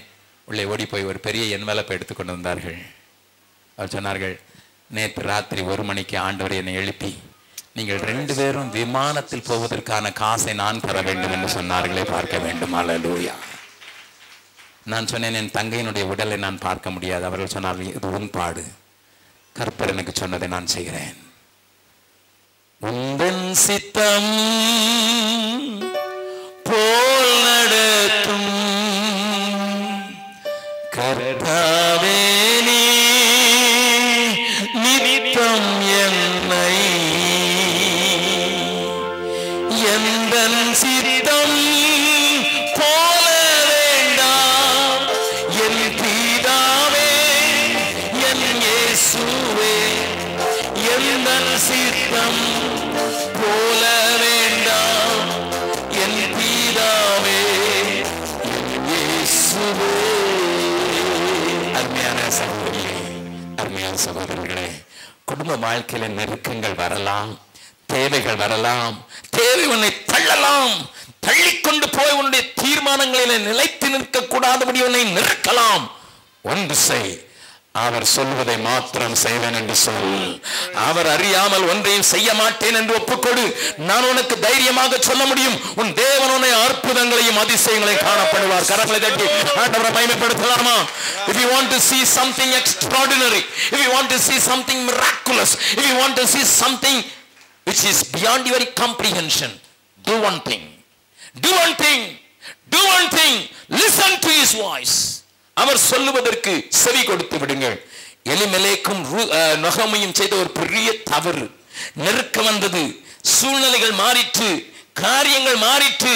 தங்களை மறந்து அவர்கள் எழுதப்பட்ட வார்த்தையும் புறக்கணித்து எடுத்த தீர்மானம் குடும்பத்தை நிலைகுலைய செய்து விட்டது, அழித்து விட்டது. 3 விதவைகள் ஒரே வீட்டிலே இருந்து புலம்பிக் கொண்டிருக்கிறார்கள். ஒருவரை பார்த்து ஒருவர் புலங்கிப் கொண்டிருக்கிறார்கள். என்ன செய்வது என்று தெரிவித்துக் கொண்டிருக்கிறார்கள். வாழ்க்கையில நெருக்கங்கள் வரும், வாழ்க்கையில தேவைகள் வரும், வாழ்க்கையில காரியங்கள் நமக்கு நம்முடைய கைக்கு மிஞ்சி நம்முடைய திராணிக்கு மிஞ்சி வரலாம். ஒன்று செய்யுங்கள், நீங்கள் சென்று அறிய வேண்டியது அவருடைய சித்தமே. தெய்வ சித்தத்துக்கு ஓடி விடுங்கள். ஆண்டவரை என்ன சொல்ல சித்தமா இருக்கிறீர், என்ன செய்ய சித்தமா இருக்கிறீர், அதற்கு கீழ்ப்படிவேன் என்று சொல்லுங்கள். நீங்கள் நிச்சயமாக அதிசயங்களை காண்பீர்கள். இதுவரைக்கும் என்னுடைய வாழ்க்கையில நான் தைரியமாக சொல்ல முடியும், நானும் என் மனைவியும் எல்லா காரியங்களையும் இப்படி எடுத்தபடியினாலே இதுவரைக்கும் சுகமாக சந்தோஷமாக வாழ்கிறேன் என்று நான் தைரியமாக சொல்ல முடியும். தேவ பிள்ளைகளே, தீர்மானங்கள் குடும்ப வாழ்க்கையில முக்கியம். தேவ ஆலோசனைக்கு ஏற்ற தீர்மானங்களை மாத்திரம் செய்யுங்கள். எழுதப்பட்டிருக்கின்றதால் எழுதப்பட்ட வார்த்தைக்கு போங்கள். ஏனென்றால் பெருமழை பெய்தது, பெரு வெள்ளம் வந்தது, பெரும் காற்று வீசிட்டு எந்த வீடு அசையவில்லை? கற்பாறை கண்மலையின் மேல் கட்டின வீடு அசையவில்லை. அதே காரியம் மணலின் மேல் கட்டின வீட்டுக்காரனுக்கு வந்தது. புத்தியுள்ளவனுக்கும் வரும், புத்தி இல்லாதவனுக்கு வரும். மேலே இருந்து வருகிற தாக்குதலும், பக்கத்துல இருந்து வருகிற தாக்குதலும், கீழே இருந்து தாக்குதலும் எல்லாருக்கும் வரும். புத்தி உள்ளவனுக்கு வரும், புத்தி இல்லாதவனுக்கு வரும். ஆனா நிலைத்து நிற்கிறவன், வார்த்தையை சார்ந்து வாழ்கிறவனே. கர்த்தருடைய வார்த்தை இப்படி சொல்லி இருக்கிறது, இதற்கு என்னை ஒப்புக் கொடுத்திருக்கிறேன், என் குடும்பத்தை ஒப்புக் கொடுத்திருக்கிறேன் என்று சொல்லி வாழ்கிறவனே நிலைத்து நிற்பான். ஹல்லேலூயா. இரண்டாவதாக இன்னொரு காரியம் வருகிறது, வாசிக்கலாம். நமக்கு தெரிந்திருக்கிற காரியம், இவர்கள் 3 பேரும் புறப்படும்படியான ஒரு சூழ்நிலை வருகிறது. அப்பொழுது அவர்களை குறித்து வேதம் சொல்லுகிற காரியங்களை பார்க்கலாம். 11வது வசனத்திலிருந்து வாசிக்கலாம். அதற்கு நகோமி, இப்பொழுது ஊரை விட்டு மறுபடியும் புறப்படுகிறார்கள். இப்பொழுது அவள் சொல்லுகிறாள், என் மக்களே, நீங்கள் திரும்பி போங்கள், நீங்கள் திரும்பி போங்கள். என்னோட ஏன் வருகிறீர்கள்? என்னோட ஏன் வருகிறீர்கள்? உங்களுக்கு புருஷராகும்படி இனிமேல் என் கற்பத்திலே எனக்கு பிள்ளைகள் உண்டாகுமோ? என் மக்களே, திரும்பி போங்கள், திரும்பி போங்கள், நான் வயது சென்றவள். நல்ல கவனிங்க, இங்க இந்த ஆலோசனை யாரிடத்திலிருந்து வருகிறது? நல்ல ஒரு எண்ணத்தோடு தான் சொல்லுறா. ஏம்மா, என் கூட வராதிங்கப்பா, உங்களுக்கு நான் பிள்ளை பெத்தும் தர முடியாது, அப்படியே தந்தாலும் எத்தனை நாள் காத்திருப்பீங்கப்பா, எனக்கு இன்னொரு கல்யாணம் நடந்தாதான் உனக்கு கல்யாணம் நடக்கும், அதனால் அது வரைக்கும் காத்திருக்க வேண்டாம். இன்னொரு மனுஷனை பார்த்து உன்னுடைய ஜனத்துக்கு, உன்னுடைய தேவர்களிடத்திற்கு போ. நல்ல கவனிங்க. Now Ruth and Orpah had to decide. இப்பொழுது அவர்கள் தீர்மானிக்க வேண்டும். ரூத்தும் தீர்மானிக்க வேண்டும், ஓர்பாலும் தீர்மானிக்க வேண்டும். எதை மனதில் வைத்து? எதிர்காலத்தை மனதில் வைத்து. நெருக்கங்கள் மத்தியில் எடுக்க வேண்டிய தீர்மானத்திற்கான காரியத்தை சொன்னேன். இப்பொழுது எதிர்காலத்தை குறித்து எடுக்க வேண்டிய தீர்மானத்தை குறித்து, அப்படிப்பட்ட சூழ்நிலைகள் வரும்போது நீங்கள் எப்படி செயல்பட வேண்டும் என்பதை நான் உங்களுக்கு காண்பிக்க விரும்புகிறேன். எதிர்காலத்தை குறித்து தீர்மானிக்க வேண்டிய காரியம் ஓர்பாவுக்கும் வருகிறது, ரூத்துக்கும் வருகிறது. யாரிடத்திலிருந்து ஆலோசனை வருகிறது? அவளை நேசிக்கிற மாமி, அவளுடைய நன்மையை விரும்புகிற மாமி, அவளுக்கு நல்லது போல சொல்லுகிற மாமி. நல்ல கவனிங்க. many times we get suggestions, proposals from people, those who love us so much. ஆனா அது தேவனுக்கு ஏற்காதது. ஓர்பாளை குறித்து உங்களுக்கு தெரியும். அவள் மாமியை முத்தமிட்டாள், போய்விட்டாள். அழுதாள், ஆனால் முத்தமிட்டு என்ன செய்துவிட்டாள்? மாமியினுடைய ஆலோசனைக்கு இணங்கி போய்விட்டாள். ஆனால் ரூத் ஒரு தீர்மானம் எடுத்தாள். என்ன எடுத்தாள்? என்கிட்ட பேசக்கூடாது, இனிமே அதை பற்றி என்கிட்ட அதை குறித்து பேசக்கூடாது. நான் அன்னைக்கு தீர்மானம் எடுத்துட்டேன். என்ன தீர்மானம் எடுத்துட்டேன்? உன் அண்டைக்கும் உன்னுடைய ஜனத்தண்டைக்கும் நானும் வருவேன். உன் ஜனம் என் ஜனம், உன்னுடைய தேவன் குறித்து தீர்மானம் பண்ணும்போது என்னுடைய தேவனை விட்டு பிரிக்கிற எந்த காரியத்திற்கு நான் விட்டு கொடுக்க மாட்டேன். கல்யாணம் பண்ணாதவங்க இருந்தீங்கன்னா சொல்லுங்க. நிறைய நகை வருது பிரதர், நிறைய ரொக்கம் கொடுக்குறாங்க பிரதர். நான் படித்து முடித்து இங்கிலீஷ் எலக்ட்ரிக் கம்பெனியில் சென்னையில் வேலை செய்த போது, எத்தனை வருஷத்துக்கு முன்னதாக?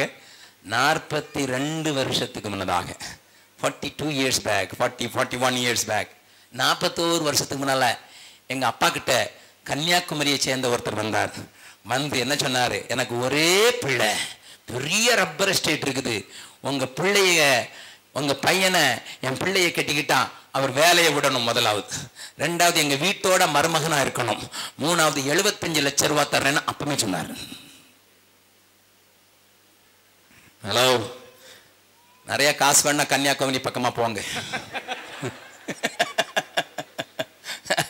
1.5 கிலோ தங்கம் 2 கிலோ தங்கம்லாம் அங்கதான் கிடைக்கும். நல்லா கவனிங்க. ஆமா, எங்க அப்பா ஒரு பெரிய டெம்டேஷன். எங்க அப்பா கூட இருந்தவங்கலாம் சொன்னாங்க, ஐயா ஒரே ஒரு பையன் 4 பொம்பளை பிள்ளைங்க வச்சிருக்கீங்க, 4ஐயும் ஒரே நாள்ல கூட கல்யாணம் வச்சிடலாம், 75 லட்சம் சாதாரணமாவா?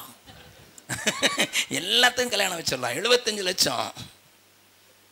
என் அப்பாவுக்காக நான் ஆண்டவருக்கு நன்றி செலுத்தி நான் சொன்னார், என் மகனை விற்க வரமில்லை. my son is not for sale. நல்லா கவனிங்க. அப்பா அம்மா உங்கள் பிள்ளைக்கு பொண்ணு பார்க்கும்போது மாப்பிள்ளை பார்க்கும்போது ஒன்று நல்லா ஞாபகம் வச்சுங்க. You have to decide the future of your children.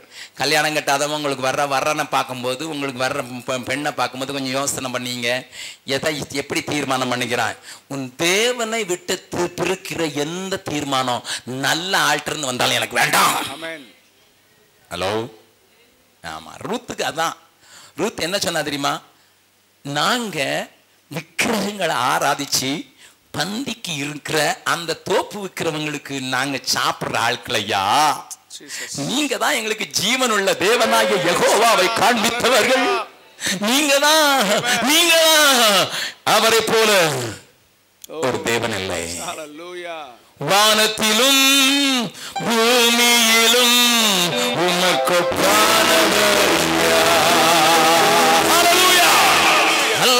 நல்ல கவனிங்க. எதிர்காலத்தை குறித்து நான் தீர்மானிக்கும் போது எனக்கு தெரிந்திருக்க வேண்டிய ஒன்று, அது அமெரிக்காவில் வேலை கிடைச்சாலும் சரிதான், இல்ல ஐடி படிச்ச மருமகன் கிடைச்சாலும் சரிதான். நல்ல கவனிங்க, என்ன ஆனாலும் சரிதான். இது என்னை தேவனோடு நெருங்கி நிற்கிறதுலேருந்து தவிர்க்குமானால் அது எவ்வளவு சம்பள வேலைனாலும் வேண்டாயா. நான் உங்களுக்கு சொல்றேன், உங்க பிள்ளைகளுக்கு சொல்லிக் கொடுங்க, உன் தேவனை விட்டு பிரிக்கிற காரியம் எனக்கு தேவையே இல்லை. அது உறவுகளாக இருக்கலாம், அது வேலையா இருக்கலாம், அது உத்தியோகமாக இருக்கலாம், அது ஏதுவாக இருந்தாலும் சரி. இரண்டாவது நீங்கள் அறிய வேண்டிய ஒன்று, தேவனை விட்டு பிரிக்க. ஓர்ப்பா சொல்றா, சரி அழுதா மாமி, நீங்க சொல்றது ரொம்ப நல்லா தான் இருக்கு. ஏன்னா யூ ஆர் பிராக்டிக்கல் மாமி, ரொம்ப பிராக்டிக்கல். நீங்க தான் பிராக்டிக்கலா பேசுறீங்க மாமி, மற்றவங்க எல்லாம் பிராக்டிக்கலாவே பேச மாட்டீங்க. நீ விதவையாவ தான் இருக்கணுங்கிறாங்க, ஆனா நீங்க ரொம்ப பிராக்டிக்கலா பேசுறீங்க. போய் உனக்கு மனசுக்கு ஏற்ற ஒருத்தனை பிடிச்சி அவனோடு போய் வாழ்க்கை நடத்துன்னு சொல்றீங்க மாமி. தேங்க்யூ மாமி. அழுகுறா, ஆனா தேங்க்யூ. நல்ல மாமி. Your great closer people may give counsels which may depart you from God. உங்களை ஆண்டவரிடத்திலிருந்து பிரிக்கிறத நல்லவங்க நேசிக்கிறவங்க தான் கொடுப்பாங்க. ஆனா ஓர்ப்பா சொன்னா, இன்னொரு தடவை பேசினேரு மாமியார, மரணம் நம்ம பிரிக்கிறது வரைக்கும். ஏன்னா நான் வந்திருக்கிறது தேவனிடத்துல யாக்கும், உங்களை பிடிச்சிருக்கிறது தேவனை நீங்க உடையவரா இருக்கிறதுனால தான் உங்க கூட இருக்கேன். இல்லைன்னா இந்த விதவை இவளோட இருந்து என்னையும் ஆக போகுது, உனக்கு அங்க போன உன் நிலம் இருக்குதான்னு தெரியாது, அங்க போன. ஆனா அந்த தீர்மானத்தை பார்த்த ஆண்டவர் இயேசு கிறிஸ்துவின் பாட்டிக்கு பாட்டி ஆக்கி விட்டார். நீ தேவனுக்கு நின்றால் தேவன் உன்னோடு கூட நிற்பார். இந்த உலகத்துக்கு ஆசீர்வாதமாக மாறிவிட்டார். மோவாபியர் 10 தலைமுறைக்கு வரக்கூடாதுன்னு சொன்னதை மாத்தினது இந்த ரூத் தாயா. மோவாபியர் தேவ சமூகத்துக்கு வரக்கூடாது, 10 தலைமுறைக்கும் வரக்கூடாது என்று சொன்ன காரியத்தை மாற்றினவள் இந்த ரூத். ஏனென்றால் ஜீவனுள்ள தேவனை பிடித்துக் கொண்டதுனால ஜீவனுள்ள ஆண்டவருடைய தாயாக மாறுகிற அந்த பாக்கியத்திற்கு வந்து விட்டாள்.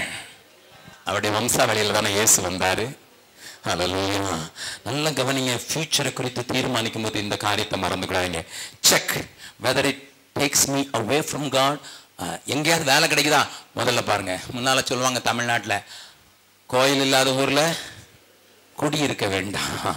இப்போ சவுதி அரேபியாவுக்கு போனால் உடனே போயிடுவோம், ஏன்னா அங்கே நிறையா சம்பளம் கொடுக்குறான். அங்கே போய் ப்ராக்டிஸ் பண்ணுறதுக்கு ஏதாவது ஃபெல்லோஷிப் இருக்குதான்னு பாருங்கள் பிரதர். அங்கே போய் ஆண்டவரை பற்றி ஃபெல்லோஷிப், அதுக்காக சவுதி அரேபியா போகணும்னு சொல்ல போனவங்களாம் நிறைய பேர் நிறைய காரியங்களை செய்திருக்கிறாங்க. சிலர் உள்ளேயும் போயிட்டு வந்திருக்காங்க. Hallelujah. Do something, but find out a place.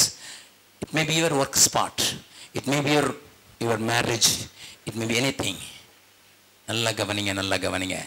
தேவனற்ற இடம் எனக்கு தேவையில்லை. எதிர்காலத்தை குறித்து தீர்மானிக்கும் போது, நெருக்கங்களின் மத்தியில தீர்மானம் எடுக்கும் போது எப்படி என்று சொன்னேன், எதிர்காலத்தை குறித்து எடுத்து தீர்மானம் குடும்பத்தில் எடுக்கும் போது இதை மூலதனமாக கொண்டு விடுங்கள். மூன்றாவதாக நகோமி தீர்மானம் எடுத்ததற்கு காரணம் என்ன? அங்கே சொல்லப்பட்டிருக்கிற காரியத்தை கொஞ்சம் வாசிக்கலாம். 6வது வசனம். கர்த்தர் கர்த்தர் தம்முடைய ஜனங்களை சந்தித்து அவர்களுக்கு ஆகாரம் அருளினார் என்று அவள் மோவாப் தேசத்திலே கேள்விப்பட்டு கேள்வி ஞானத்தை வைத்து எடுக்கிற தீர்மானங்கள். சில நேரங்களில் நல்லா கவனிங்க. இவங்க கேள்வி இப்போ ஒரு தீர்மானம் எடுக்கணும். மோவாபில் இருந்து அங்க வசதிகள் இருக்குது, 3 பேர் இருக்கிறாங்க, சாப்பாட்டுக்கு வசதி இருக்கு, வீடு இருக்குது, 2 மருமக்கள்மாரும் நல்ல மருமக்கள்மார்கள், ரூத்து ரொம்ப நல்ல மருமகள், நன்னை கவனித்துக் கொள்கிறாள். இப்படிப்பட்ட நேரத்தில் அவளுக்கு ஒரு கேள்வி, அவளுக்கு ஒரு கேட்கிற காரியம் வருகிறது. கர்த்தர் தம்முடைய ஜனத்தை சந்தித்திருக்கிறார், ஆகையினாலே ஐ ஹேவ் டு மூவ் என்கிற அந்த தீர்மானத்தை எடுக்க வேண்டிய ஒரு சூழ்நிலை வருகிறது. நல்லா கவனிங்க. சில நேரங்களில் சில தீர்மானங்களை உங்களுக்கு திடீரென்று கிடைக்காம காரியம் நடக்கும், அதுக்கு தெளிவில்லாமல் இருக்கும். எதை செய்வதென்கிற தெளிவில்லாமல் இருக்கும்போது நீங்கள் அறிய வேண்டிய ஒன்று, you have to listen to some counsel. You need counsel. You need counsel. You need counsel. நன்றாய் கவனிங்கள். என்ன, எதை குறித்து, எதை சாதகமான கர்த்தர் தம்முடைய ஜனங்களை சந்தித்திருக்கிறார் என்பதின் அடிப்படையிலே உண்டாகிற ஆலோசனை. ஆமென். நல்ல கவனிங்க. ஆலோசனைக்காரர்கள் பெருகினால் காரியம் சித்திக்கும். சிலர் நானே தான் மந்திரி, நானே தான் ராஜா, எனக்கு யாருடா சொல்றது, எனக்கு யாரும் சொல்றது இல்லை. நல்ல கவனிங்க. தேவ ஆலோசனை சொல்லுகிற மக்கள் உங்களுக்கு தேவை. பக்கத்துல கையப்படி சொல்லுங்க, தேவ ஆலோசனை சொல்ற மக்கள் தேவை. சில மக்கள் தங்கள் ஆதாயத்துக்காக உங்களுக்கு ஆலோசனை சொல்லுவார்கள். அப்படிப்பட்ட மக்களும் இருப்பாங்க. ஆமா, தேவனை மாதிரி தான் சொல்லுவாங்க. என்ன சொல்லுவாங்க தெரியுமா? அப்படியே சொல்ற வார்த்தை அவங்களுக்கு ஆதாயம் இருக்கும். ஆமா ஆமா ஆமா ஆமா. ஒரு நரிக்கு குளத்துக்கு அந்த ஆத்துக்கு அந்த பக்கத்துல இருக்கிற நண்டு சாப்பிடணும்னு ரொம்ப ஆசை. ஆத்துக்கு அந்த பக்கத்துல நண்டு நிறைய இருக்குது, நண்டு சாப்பிடணும்னு ரொம்ப ஆசை. ஆனா ஆத்துல நிறைய தண்ணி போகுது, அந்த பக்கம் போகிறதுக்கு இதுக்கு பலன் இல்லை, ஆறு தண்ணி வேற இழுத்துக்கிட்டு போகுது. அப்போ ஒன்று செய்யுதுதான். என்ன செய்யுது? நேராக போய் ஒரு ஒட்டகத்தை பார்த்து, அண்ணே அண்ணே, அந்த பக்கம் எவ்வளவு கரும்பு தோட்டம் இருக்குது தெரியுமா, நீ இங்கே புல்லை தின்னுக்கிட்ட கிடக்குற, அந்த பக்கம் கரும்பு தோட்டம் எக்கச்சக்கமாக இருக்குதுன்னு சொன்ன உடனே அந்த ஒட்டகம் சொல்லிச்சான், எனக்கு வழி தெரியாத, நான் காட்டுறேன் உங்களுக்கு நல்ல தோட்டத்துக்கு நேராக வழி காட்டுறேன். என்ன செஞ்சது? மேலே உட்காந்துட்டு போச்சுது. உங்க கதை எல்லாருக்கும் தெரியல. ஆமா ஆமா ஆமா ஆமா. தனக்கு ஆதாயம் உண்டாகிறதுக்காக உனக்கு ஆலோசனை சொல்லி வழி நடத்துறவங்க மாதிரி சிலர் இருப்பாங்க. No, don't go to that people. They may speak ரொம்ப ஸ்பிரிச்சுவல் லாங்குவேஜ் பேசலாம். forget about it. தனக்கு ஆதாயம் இல்லாம உன்னுடைய உள்ளான மனுஷன்ல இருக்கிற அந்த காரியத்தை பலப்படுத்தணும்னு சொல்கிற தேவ மனிதர்கள் இன்றைக்கு உண்டு. எல்லா மேகசின்லையும் ஜெப உதவிக்குங்கிறத வார்த்தை வருது. எல்லா மேகசின்லையும், எல்லா டிவி புரோகிராம்லையும் எழுது, ஜெப உதவிக்கு எங்களுக்கு எழுதுங்கள். ஆனால் நல்லா கவனிங்க, நான் நிறைய ப்ரோக்ராமை நான் பார்த்துருக்கிறேன், கேட்டிருக்கேன், என்கிட்ட ப்ரூஃப் இருக்கு. அவங்க எல்லாம் தனக்கு லாபம் வருகிறதுக்காக உங்களுக்கு ஆலோசனை சொல்கிறவர்கள். எனக்கு ஒரு நல்ல ஊழியக்காரரை தெரியும், நல்லவர் தான். ஒரு குடும்பத்துக்கு போனார், அவங்களும் மல்டி மில்லியனர். இன்னொரு குடும்பத்துக்கு போனார், மல்டி மில்லியனர். 2 பேரும் அவருக்கு நல்லா தெரிஞ்சவங்க தான். பார்த்தார், இவங்க 2த்துக்கும் கல்யாணம் பண்ணி வச்சா நல்லா இருக்குன்னு சொல்லி கல்யாணம் பண்ணி வச்சாரு. இன்னைக்கு நடு ரோட்டில் நிற்கிறாங்க குடும்பம். நான் அந்த ஊழியக்காரணத்திலே கேட்டேன், brother, you made a blunder. How come you marry a sweet girl, a girl who fears God, to a boy who was a drunkard? எந்த ஆலோசனைக்கும் செவி கொடுத்து விடார்கள். அதற்காக ஆலோசனைக்காரர்களை தள்ளி எடுத்து விடாது. You need counsel. தீர்மானம் எடுப்பதற்கு தேவனை அறிந்து தேவனுடைய வார்த்தைகளை சொல்லி தேவனை மாத்திரம் மகிமைப்படுத்தி சுய ஆதாயம் பெறுவதற்கு விரும்பாத அப்படிப்பட்ட ஆலோசனைக்காரர்களை தெரிந்து கொள்ளுங்கள். அது உங்களுக்கு பிரயோஜனமா? 4வதான ஒரு காரியத்தையும் நான் காட்டி கொடுக்க விரும்புகிறேன். வாசிக்கலாம். இங்க உங்களுக்கு ரூத்தினுடைய கதை தெரியும். இப்பொழுது அங்கே போவாஸ் அங்க ஒரு காரியம் செய்கிறான். அதை குறித்து பார்க்கலாம். 3வது அதிகாரம் 11வது வசனத்திலிருந்து வாசிக்கலாம். இப்பொழுது மகளே நீ பயப்படாதே, உனக்கு வேண்டியபடி எல்லாம் செய்வேன். நீ குணசாலி என்பதை என் ஜனமாகிய ஊரார் எல்லாரும் அறிவார்கள். நான் சுதந்திரவாளி என்பது மெய்தான், ஆனாலும் என்னிலும் கிட்டின சுதந்திரவாளி ஒருவன் இருக்கிறான். ராத்திரிக்கு தங்கிரு, நாளைக்கு உன்னை சுதந்திர முறையாய் விவாகம் பண்ண சம்மதித்தார். ரூத்துக்கு போவாஸ் அறிமுகமாகிறான். கதை உங்களுக்கு தெரியும். போவாஸ் இடத்திலே போய் நீர் என்னுடைய சுதந்திரத்தை வாங்கிக் கொள்ளும் என்று அவளை கேட்க வைப்பதற்காக நவோமி அவளை அனுப்புகிறாள் ஆயத்தப்படுத்தி. அதை அறிந்த போவாஸ் சொல்லுகிறான், இன்னொரு மனிதன் இருக்கிறான், என்னை காட்டிலும் நெருங்கிய உறவினவன். அவன் தீர்மானம் எடுத்து அவன் மாட்டேன் என்று சொன்னால் ஒழிய நான் உன்னை திருமணம் செய்யக்கூடாது என்று சொல்கிறான். அந்த மனிதனை குறித்து 4வது அதிகாரத்தில் போட்டிருக்கிறது. அவன் பயங்கரமான கரார் பேர்வழி. அவனுக்கு இருதயம் கிடையாது, ஆனா ரூல் தான் முக்கியம். அவனுக்கு ஒரு விதவைக்கு வாழ்வளிக்க வேண்டும் என்பது தெரியாது. ஆனால் அவன் சொல்லுதான், அந்த வயலை நான் வாங்கிக் கொள்வேன், ஆனா அவளை மனம் செய்ய மாட்டேன். அவனுக்கு வேண்டியதெல்லாம் எதுதான்? பணம், வயல் தான் வேணும். ஆள தேவையில்லை. ஆளை குறித்து அவனுக்கு கவலை இல்லை. கஷ்டப்படுகிறவர்களை குறித்து அவனுக்கு கவலை இல்லை. விழுந்து போனவர்களை குறித்து கவலை இல்லை. இறந்து போனவர்களை குறித்து கவலை இல்லை. அவனுக்கு வேண்டியது ரூல், ஒரே ரூல். நல்ல கவனிங்க. நீங்களும் நானும் நியாயப்பிரமாண காலத்துல இருந்தோம்னா இவ்வளவு நேரத்துக்கு 10 தடவையாவது கல்லெறி வாங்கியிருப்போம். ஹலோ, ஆமா, ஓய்வு நாள்ல விறகு பிறக்கிறவனையே அடிச்சு கொன்னுட்டாங்கப்பா. நியாயப்பிரமாணம் தான் சொல்லிச்சு. நீ ஓய்வு நாள்ல விறகு மட்டுமா பிறக்கிற? ஆனா தேவன் நமக்கு கிருபையாய் தந்திருக்கிறான். We are not following a rule, but we are following a humanitarian rule. நல்லா கவனிங்க. என்னுடைய தீர்மானம் யாருக்காவது உதவி செய்கிறதா என்பது முக்கியம். நல்லா கவனிங்க. கிறிஸ்தவ வாழ்க்கையில பிரதர் சிகரெட் குடிக்கலாமா? எங்க பிரதர் எழுதியிருக்கு சிகரெட் குடிக்க கூடாதுன்னு? ஹலோ, சிகரெட் குடிக்க கூடாது எங்க எழுதியிருக்கு? சினிமா பார்க்கலாமா? எங்க எழுதியிருக்கு சினிமா பார்க்க கூடாது? சீரியல் பார்க்கலாமா? எல்லார் கண்ணும் வெளியே வருது. எங்கயா எழுதி இருக்குது? அது பார்க்கலாமா, இது இருக்கலாமா, அதை போடலாமா, இதை போடலாமா, அது நகை போடலாமா, நகை போடக்கூடாதா, அது காது குத்தலாமா, கம்மல் போடலாமா, மூக்கில் குத்தலாமா, உதட்டில், இதெல்லாம் என்ன? What is, how we are going to do it? Jeans போடலாமா, சாதா பேண்ட் தான் போடணுமா, காட்டன் போடுறதா, டெரி காட்டன், அதில் 2 மிக்ஸ் ஆயிருக்க போடலாமா, கம்பெனியும் அதுவும் போட்ட உள்ளன் ட்ரெஸ் போடலாம், இதெல்லாம் என்ன? How I am going to decide?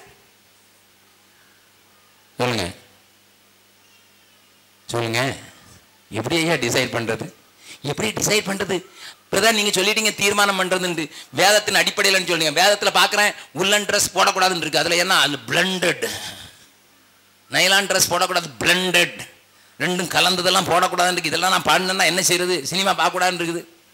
நான் எப்பவும் சொல்ற ஒரு சின்ன காரியம் சொல்றேன். வாசிங்க 1 கொரிந்தியர் 10வது அதிகாரம் 31 to 33. இதுதான் கிறிஸ்டியன் லைஃபுக்குரிய பேசிக் ரூல். ஆகையால் நீங்கள் புசித்தாலும் குடித்தாலும், 3 ரூல். கிறிஸ்தவ வாழ்க்கைக்கு 3 ரூல் தீர்மானம் எடுக்கிறதுக்கு. புசித்தாலும் குடித்தாலும், எதை செய்தாலும் எல்லாவற்றையும் தேவனுடைய மகிமைக்கென்று செய்யுங்கள். ஆமா, எதை செய்தாலும் என்ன செய்யுங்க? ஆமா, சினிமா கொட்டைகளை போய் உட்கார்ந்து ரஜினிகாந்த் மூடும்போது கர்த்தருக்கு மகிமை உண்டாகட்டும், கதாநாயகியை அணைக்கும் போது கர்த்தருக்கு மகிமை உண்டாகும். ஒன்னால சொல்ல முடியும்னா சினிமா கொட்டைக்கு போ. Hello, simple. எதை செய்தாலும், குடிச்சாலும் புதிச்சாலும், எதை செய்தாலும் கர்த்தருக்கு மகிமையா செய்யுங்க. 1. 2வது, நான் என் சுய பிரயோஜனத்தை தேடாமல், நல்ல கவனிங்க, என் சுய பிரயோஜனத்தை தேடாமல் அநேகருடைய பிரயோஜனத்தை தேடி அவர்கள் ரட்சிக்கப்படும். கவனி.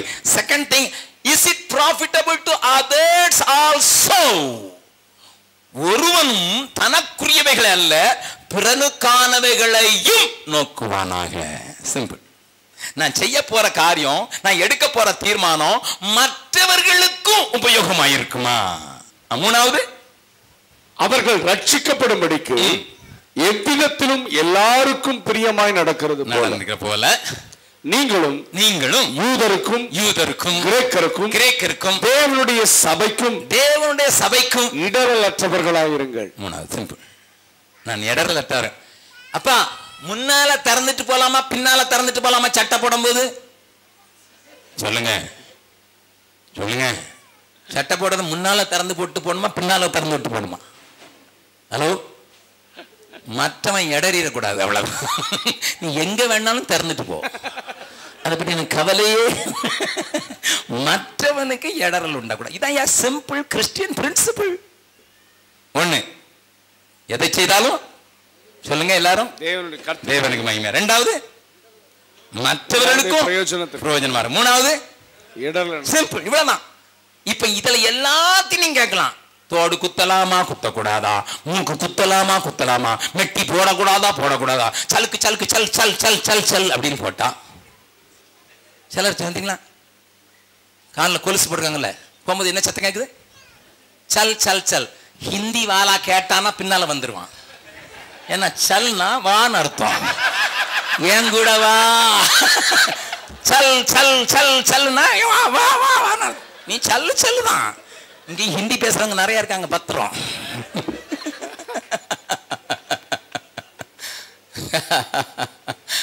நல்ல கவனிங்க ஐயா. தீர்மானங்கள் எடுக்கும்போது சட்ட திட்டங்களுக்கு அல்ல. என் தேவன் மகிமைப்படுவாராக. இறுதியாக போவாசுடைய தீர்மானத்தை கொஞ்சம் பார்க்கலாம். போவாசை குறித்து நீங்கள் அறிய வேண்டிய 2 காரியத்தை நான் சொல்ல விரும்புகிறேன். வாசிக்கலாம். 3வது அதிகாரம் 10வது வசனத்தை வாசிக்கலாம். அதற்கு அவன் மகளே கர்த்தரால் ஆசீர்வதிக்கப்படுவாயாக. நீ தரித்திரரும் ஐஸ்வர்யவான்களுமான வாலிபர்களின் பிறகே போகாதபடினால். That shows he was not a young man. அவன் வாலிபன் அல்ல, பெரிய ஐஸ்வர்யவான் அல்ல, பெரிய எல்லா நிலங்கள்லாம் உடையவனாக இருந்தான். பெரிய ஐஸ்வர்யவன், தரித்திரரான வாலிபனும் அல்ல, ஐஸ்வர்யவானும் அல்ல. ஆனா நல்ல கவனிங்க, இந்த போவாஸ் என்ன சொன்னாலும் கர்த்தர் ஆசீர்வதிப்பாராக. வேலைக்காரங்களை பார்த்தாலும் கர்த்தர் ஆசீர்வதிப்பாராக, மற்றவங்களை பார்த்தாலும் கர்த்தர் ஆசீர்வதிப்பாராக. அவனுடைய வாயில எப்பவும் கிருபை உள்ள வார்த்தைகள் இருக்கிற அந்த போவாஸ் உடைய எண்ணத்தை மாத்திரம் பாருங்க. அவனுடைய தீர்மானம் எதை சார்ந்ததா இருக்கிறது? வாசிக்கலாம். அந்த மனுஷனை சொல்ல 4வது அதிகாரம் 4வது அதிகாரம் 4வது வசனத்தை வாசிக்கலாம். முதலாவது, ஆகையால் நீர் அதை ஊராருக்கு முன்பாகவும் என் ஜனத்தின் மூப்பருக்கு முன்பாகவும் வாங்கிக் கொள்ளும்படி உமக்கு அறிய பண்ண வேண்டும் என்றிருந்தேன். நீர் அதை சுதந்திர முறையாக மீட்டுக்கொள்ள மனதிருந்தால் மீட்டுக்கொள்ளும். அதை மீட்டுக்கொள்ள மனதிருந்தால் நான் அதை அறியும்படிக்கு எனக்கு சொல்லும். உம்மையும் உமக்கு பின்பு என்னையும் தவிர அதை மீட்கத்தக்கவன் வேறு ஒருவனும் இல்லை என்றால். கவனிங்க, உன்னையும் என்னையும் தவிர வேற ஒருவன் இல்லை. நீ இல்லைன்னா நான் கண்டிப்பா எழும்பி ஆகணும். ஏன்? கர்த்தருடைய சுதந்திரம் வேறவங்க கையில போயிடக்கூடாது. மீட்டுக் கொள்ளப்படத்தக்கதான சுதந்திரத்தை வேற ஆள் இல்லப்பா, வேற ஆள் இல்லை. வாசிக்கலாம். அவன் என்ன சொல்றான்? 6வது வசனம். அப்பொழுது அந்த சுதந்திரவாளி நான் என் சுதந்திரத்தை கெடுக்காதபடிக்கு நான் அதை மீட்டுக் கொள்ள மாட்டேன். நீர் மீட்கத்தக்கதை நீர் மீட்டுக் கொள்ளும். நல்ல கவனிங்க. அந்த சுதந்திரவாளி என்ன சொல்றான்? இவளை நான் என் வீட்டுக்களை ஏத்தினா நான் தீட்டுப்பட்டுருவேன். இங்க போவாஸ் என்ன சொல்றான்? நான் தீட்டுப்பட்டாலும் பரவாயில்ல, நான் நஷ்டப்பட்டாலும் பரவாயில்ல, நான் ஒண்ணு செய்வேன். கர்த்தருடைய சுதந்திர பாகம் வேற ஒருத்தருக்கு போயிடக்கூடாது. ஏன்னா நம்மளை தவிர வேற யாரும் இல்லை. அப்ப என்ன சிந்தனை? தீர்மானம் எடுக்கிறதுல என்ன சிந்தனை? நான் செய்ய வேண்டியதை செய்துதான் ஆகணும். ஆமென். நான் செய்யறத இன்னொரு பேர் செய்ய முடியாம போயிடலாம். எஸ்தரை பார்த்து மொர்தேக்காய் என்ன சொன்ன தெரியுமா? இந்த ராஜ மேன்மை உனக்கு கிடைச்சிருக்கிறதுக்கு காரணமே இதுதான். நீ இல்லாட்டா வேற, நீ இல்லாட்டா வேற. அருமையானவர்களே, குடும்பத்தில் தீர்மானம் எடுக்கும்போது ஒரு காரியத்தை ஞாபகத்துக் கொடுங்க. நீங்க செய்து நிறைவேற்றுவதற்கு தேவன் உங்களுக்கு ஒப்பு கொடுத்திருக்கிற காரியத்தை செய்தாதான். இன்னைக்கு போவாஸ் தாவீதுக்கு பாட்டனாக மாறினான். தாவீதின் குமாரனாகிய இயேசு வந்தார். ஒரே ஒரு காரியம், இந்த உலகத்துக்கு மீட்பு வருகிறதுக்கு போவாசும் ரூத்தும் காரணமானதுக்கு ஒரே ஒரு காரணம், வேற ஒரு ஆள் இல்லை, வேற ஒரு ஆள் இல்லை, வேற ஒரு ஆள் இல்லை. அவன் மாட்டேன்னு சொல்லிட்டான், அவன் செய்யவும் இல்லை, அவன் ஃபெயில் ஆயிட்டான். 200 வருஷத்துக்கு முன்னாகவே சுவிசேஷம் நம்ம நாட்டுக்கு வந்துச்சு. நம்ம அப்பா அம்மா ஆண்டவரை ஏற்றுக்கொண்டாங்க, தாத்தா பாட்டி ஏற்றுக்கொண்டாங்க. ஆனா 2000 ஆண்டுகளுக்கு முன்னதாகவே தோமா வந்து விட்டார். இன்னைக்கு தோமையர் படம் எடுக்கிறதுக்கு 36 கோடி செலவழிக்க போறாங்கன்னு பேப்பர்ல போட்டிருக்குது. ஆனா தோமா கொண்டு வந்த சுவிசேஷத்தை அடக்கி வைத்து விட்டார்கள் கேரளாவிலேயே, சென்னையிலேயே. அதனால அவங்கெல்லாம் ஃபெயில் ஆனத இன்னைக்கு நிறைவேற்றுவதற்கு தேவன் உங்களையும் என்னையும் தான் நம்பி இருக்கிறாரு. அவங்க செய்யல, அவங்க செய்யல. நெகேமியா சொல்றான், எங்கள் பிதாக்கள் தங்கள் சுதந்திரமாய் கொடுத்த நன்மையில அவங்க செய்ய வேண்டிய பணியை செய்யாதனால, உமக்கு ஊழியம் செய்யாதனால நாங்க இன்னைக்கு அடிமையில இருக்கிறோம். 1500 வருஷத்துல சீனாவுக்கு ஒரு தேவ மனிதன் போனார். அங்கே இருந்த ராஜா மிகுந்த வியாதியா இருந்தார். இந்த தேவ மனிதர்கள் அங்கே போய் 2 பேர் போனாங்க. ராஜாவுக்கு சுகம் இல்லைன்னு சொன்ன உடனே வைத்தியர்கள் மந்திரக்காரர்கள் ஒன்றும் செய்ய முடியலைங்கிற நிலையில அந்த வைத்தியர்கள் அவங்கள பார்த்து இந்த தேவ மனிதர்களை கூட்டிக் கொண்டு போனார்கள். இயேசுங்கிற நாமத்துல அவங்க கை வச்ச உடனே ராஜாவுக்கு உயிர் வந்துட்டு, ராஜா உயிர் வந்தோடனே சொன்னாரு, ஐயா நீங்க சொல்லுகிற இயேசு தான் எங்க தேசத்துக்கு வேணும், நீங்க சொல்லுகிற இயேசு தான் எங்க மக்களுக்கு வேணும். அதனால தயவு செய்து போய் உங்க நாட்டில இருந்து இன்னும் 100 பேரை கூட்டிட்டு வந்து, என் தேசம் முழுவதும் உங்களுக்கு நிலத்தை திறந்து வச்சிருக்கு, எங்க வேணாலும் எவ்வளவு நிலத்தை வேணாலும் எடுத்து நீங்க உங்க மிஷினை ஆரம்பிங்கன்னு சொன்னாங்க. அந்த 2 பேரும் தாய் நாட்டுக்கு திரும்பி வந்தாங்க. சபையை பார்த்து கேட்டாங்க, சபையே வாங்க, சீனா திறந்து கிடக்கு, ராஜா எல்லா நிலத்தையும் எடுத்துங்கன்னு சொல்லிட்டாரு, 100 பேரை அனுப்ப சொல்லி இருக்கிறாரு, வாங்க வாங்க வாங்க. ஒரு ஆள் கூட செய்யல. ஊருவா போய் கேட்டு பார்த்தாங்க, சொல்லி பார்த்தாங்க, அது செய்யல. அதன் விளைவு என்ன தெரியுமா? அதன் விளைவு என்ன தெரியுமா? கம்யூனிஸ்ட் நாடாக மாற்றப்பட்ட அந்த சீனாவினுடைய கதையை நான் சொல்ல விரும்பல.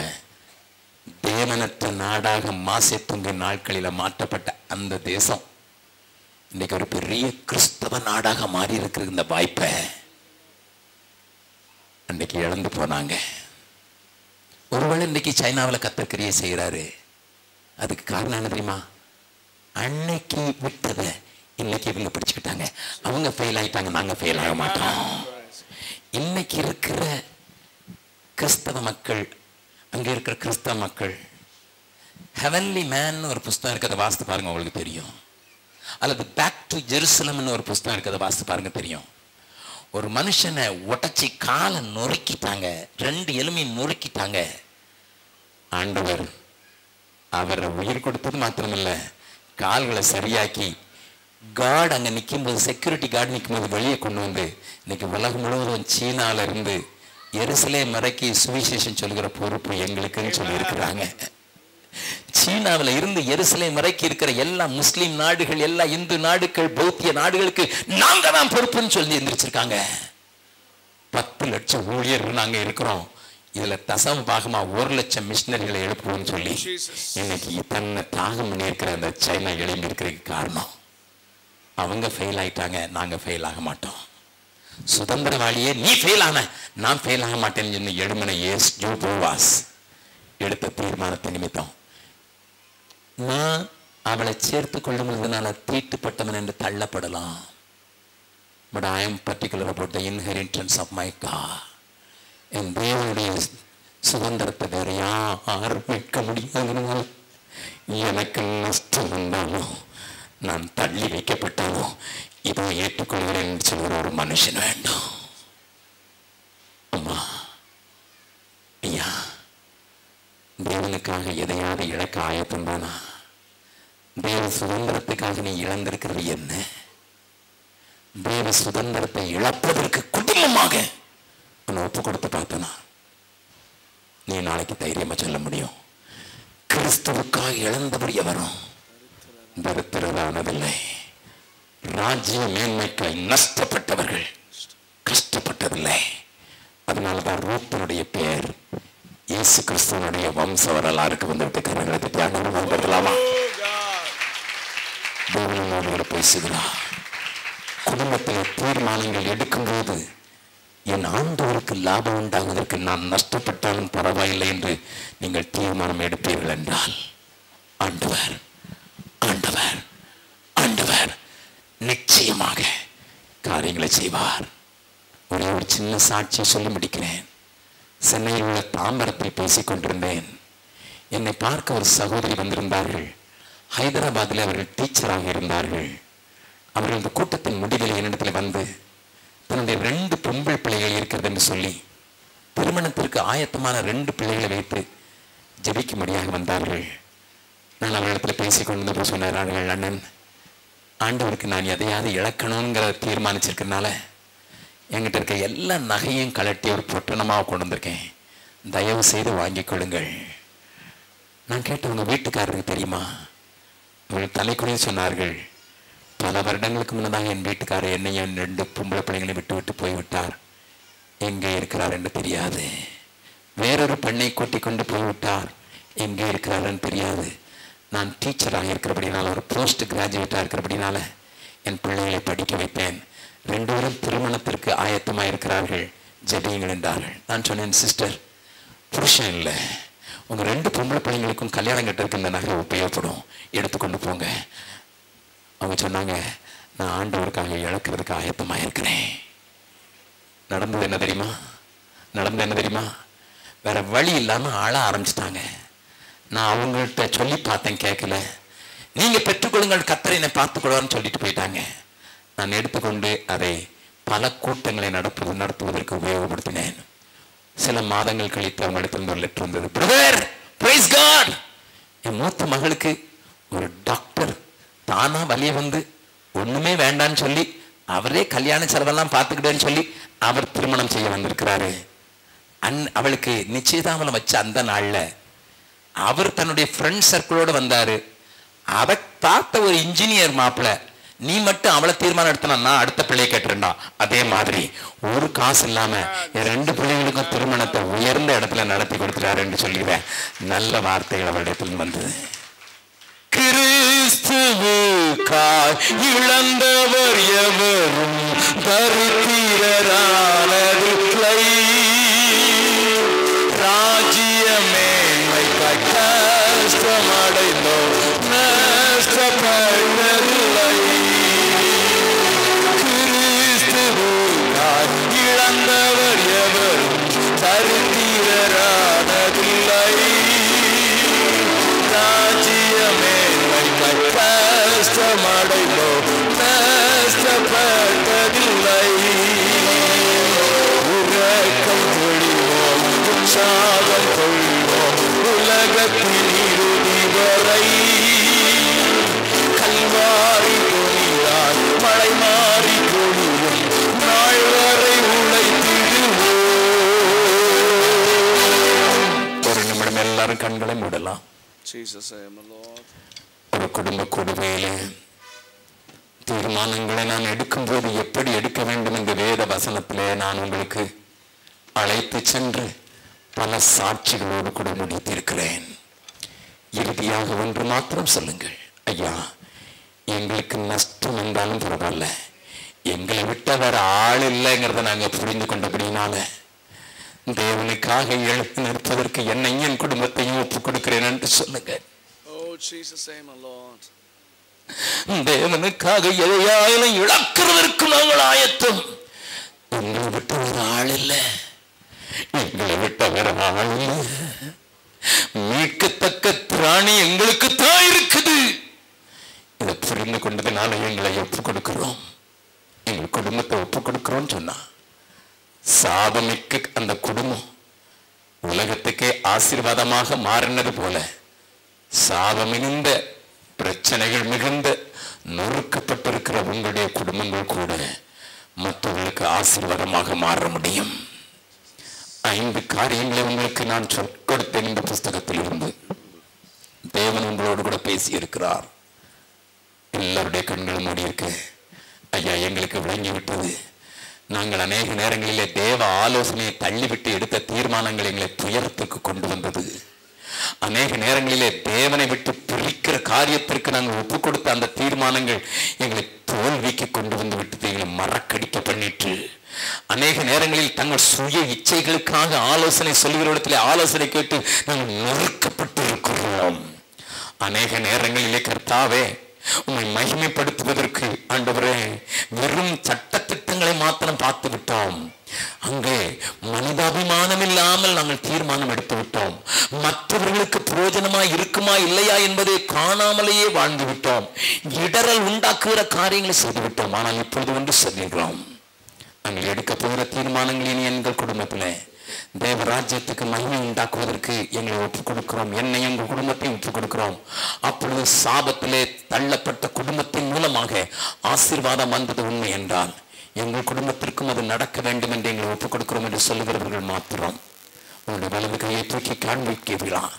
தேவன் உங்களை மாற்ற விரும்புகிறார். உங்களுடைய ஆசீர்வாதத்தின் ஊற்றாக மாற்ற விரும்புகிறார். உங்களுடைய தீர்மானங்களின் அடிப்படையில் நீங்கள் கற்றுக்கொண்ட இந்த காரியங்களை நிலைத்திருந்தால் தேவன் உங்களுக்கு நல்லவராக பெரியவராக உங்கள் மத்தியில உங்கள் குடும்பங்கள் மத்தியில உலாவி உங்கள் பிள்ளைகளின் வாழ்வை காண்பாய். உன் பிள்ளைகளின் சமாதானம் பெரிதாயிருக்கும் என்கிற வார்த்தையை நிறைவேற்றுவார் என்று சொல்கிற நல்ல வார்த்தைக்கு ஒப்புக் கொடுத்திருக்கிறேன்.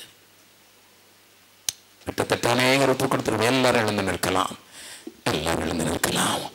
அன்றுமே நான் தீர்மானிக்கிறேன் உண்மை விட்டு என்னை ஒன்றும் துளைக்க கூடாது. ஆண்டவரே, உங்களுடைய ராஜ்யத்தின் மேன்மைக்காக உங்களுடைய ராஜ்யத்தின் மகிமைக்காகத்தான் நான் தீர்மானங்களை எடுப்பதற்கு அழைக்கப்பட்டவன் என்பதை நினைத்து எல்லா சூழ்நிலைகளிலும் என் தேவன் எனக்கு கொடுத்திருக்கிற ஆலோசனைக்கு கீழ்ப்படியில் நடப்பதற்கு என்னை ஒப்புக் கொடுக்கிறேன் என்று சொல்லி 2 கரங்களையும் உயரே, அப்பா, என்னை முழுவதும் அர்ப்பணித்தேன் ஐயா, என் ஆவி ஆத்மா சரீரம் உமக்கு சொந்தம் ஐயா என்கிற அந்த பாடலை நாம் ஒப்புக் கொடுத்தலோடு கூட பாடலாமா? அப்பா, என்னை முழுவதும் அர்ப்பணித்தேன் ஐயா, உயிரோடு இருக்கும் நாளெல்லாம் உமக்கு சொந்தம் ஐயா. அப்பா, என்னை முழுவதும் அர்ப்பணித்தேன் ஐயா, உயிரோடு இருக்கும் நாளெல்லாம் உமக்கு சொந்தம் ஐயா.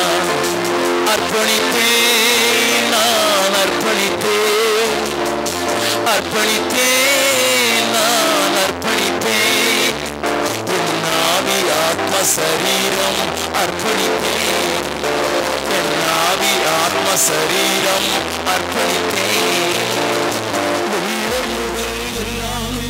உமக்கு தந்தேனையா, உள்ளம் உடல் எல்லாமே உமக்கு தந்தேனையா, கள்ளங்கபடு இல்லாமல் காத்து கொள்ளுமையா, ஒரு கள்ளங்கபடு இல்லாமல் காத்து கொள்ளுமையா. அர்ப்பணித்தேன், அர்ப்பணித்தேன், அர்ப்பணித்தேன், அர்ப்பணித்தேன், ஆவி ஆத்மா சரீரம் அர்ப்பணித்தேன், என் ஆவி ஆத்மா சரீரம் அர்ப்பணித்தேன். அப்பா, என்னை முழுவதும் அர்ப்பணித்தேனையா. உயிரோடு இருக்கும் நாளெல்லாம் உமக்கு சொந்தமையா.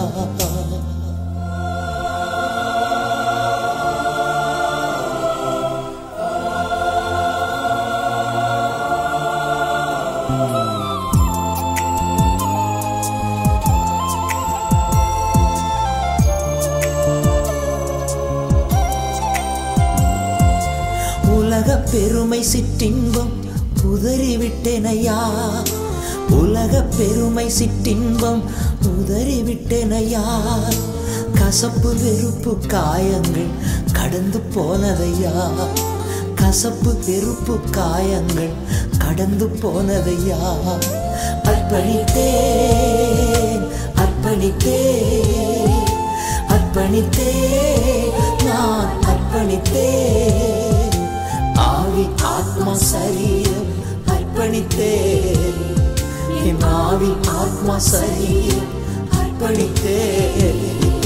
அப்பா என்னை முழுவதும் அர்ப்பணித்தேனையா.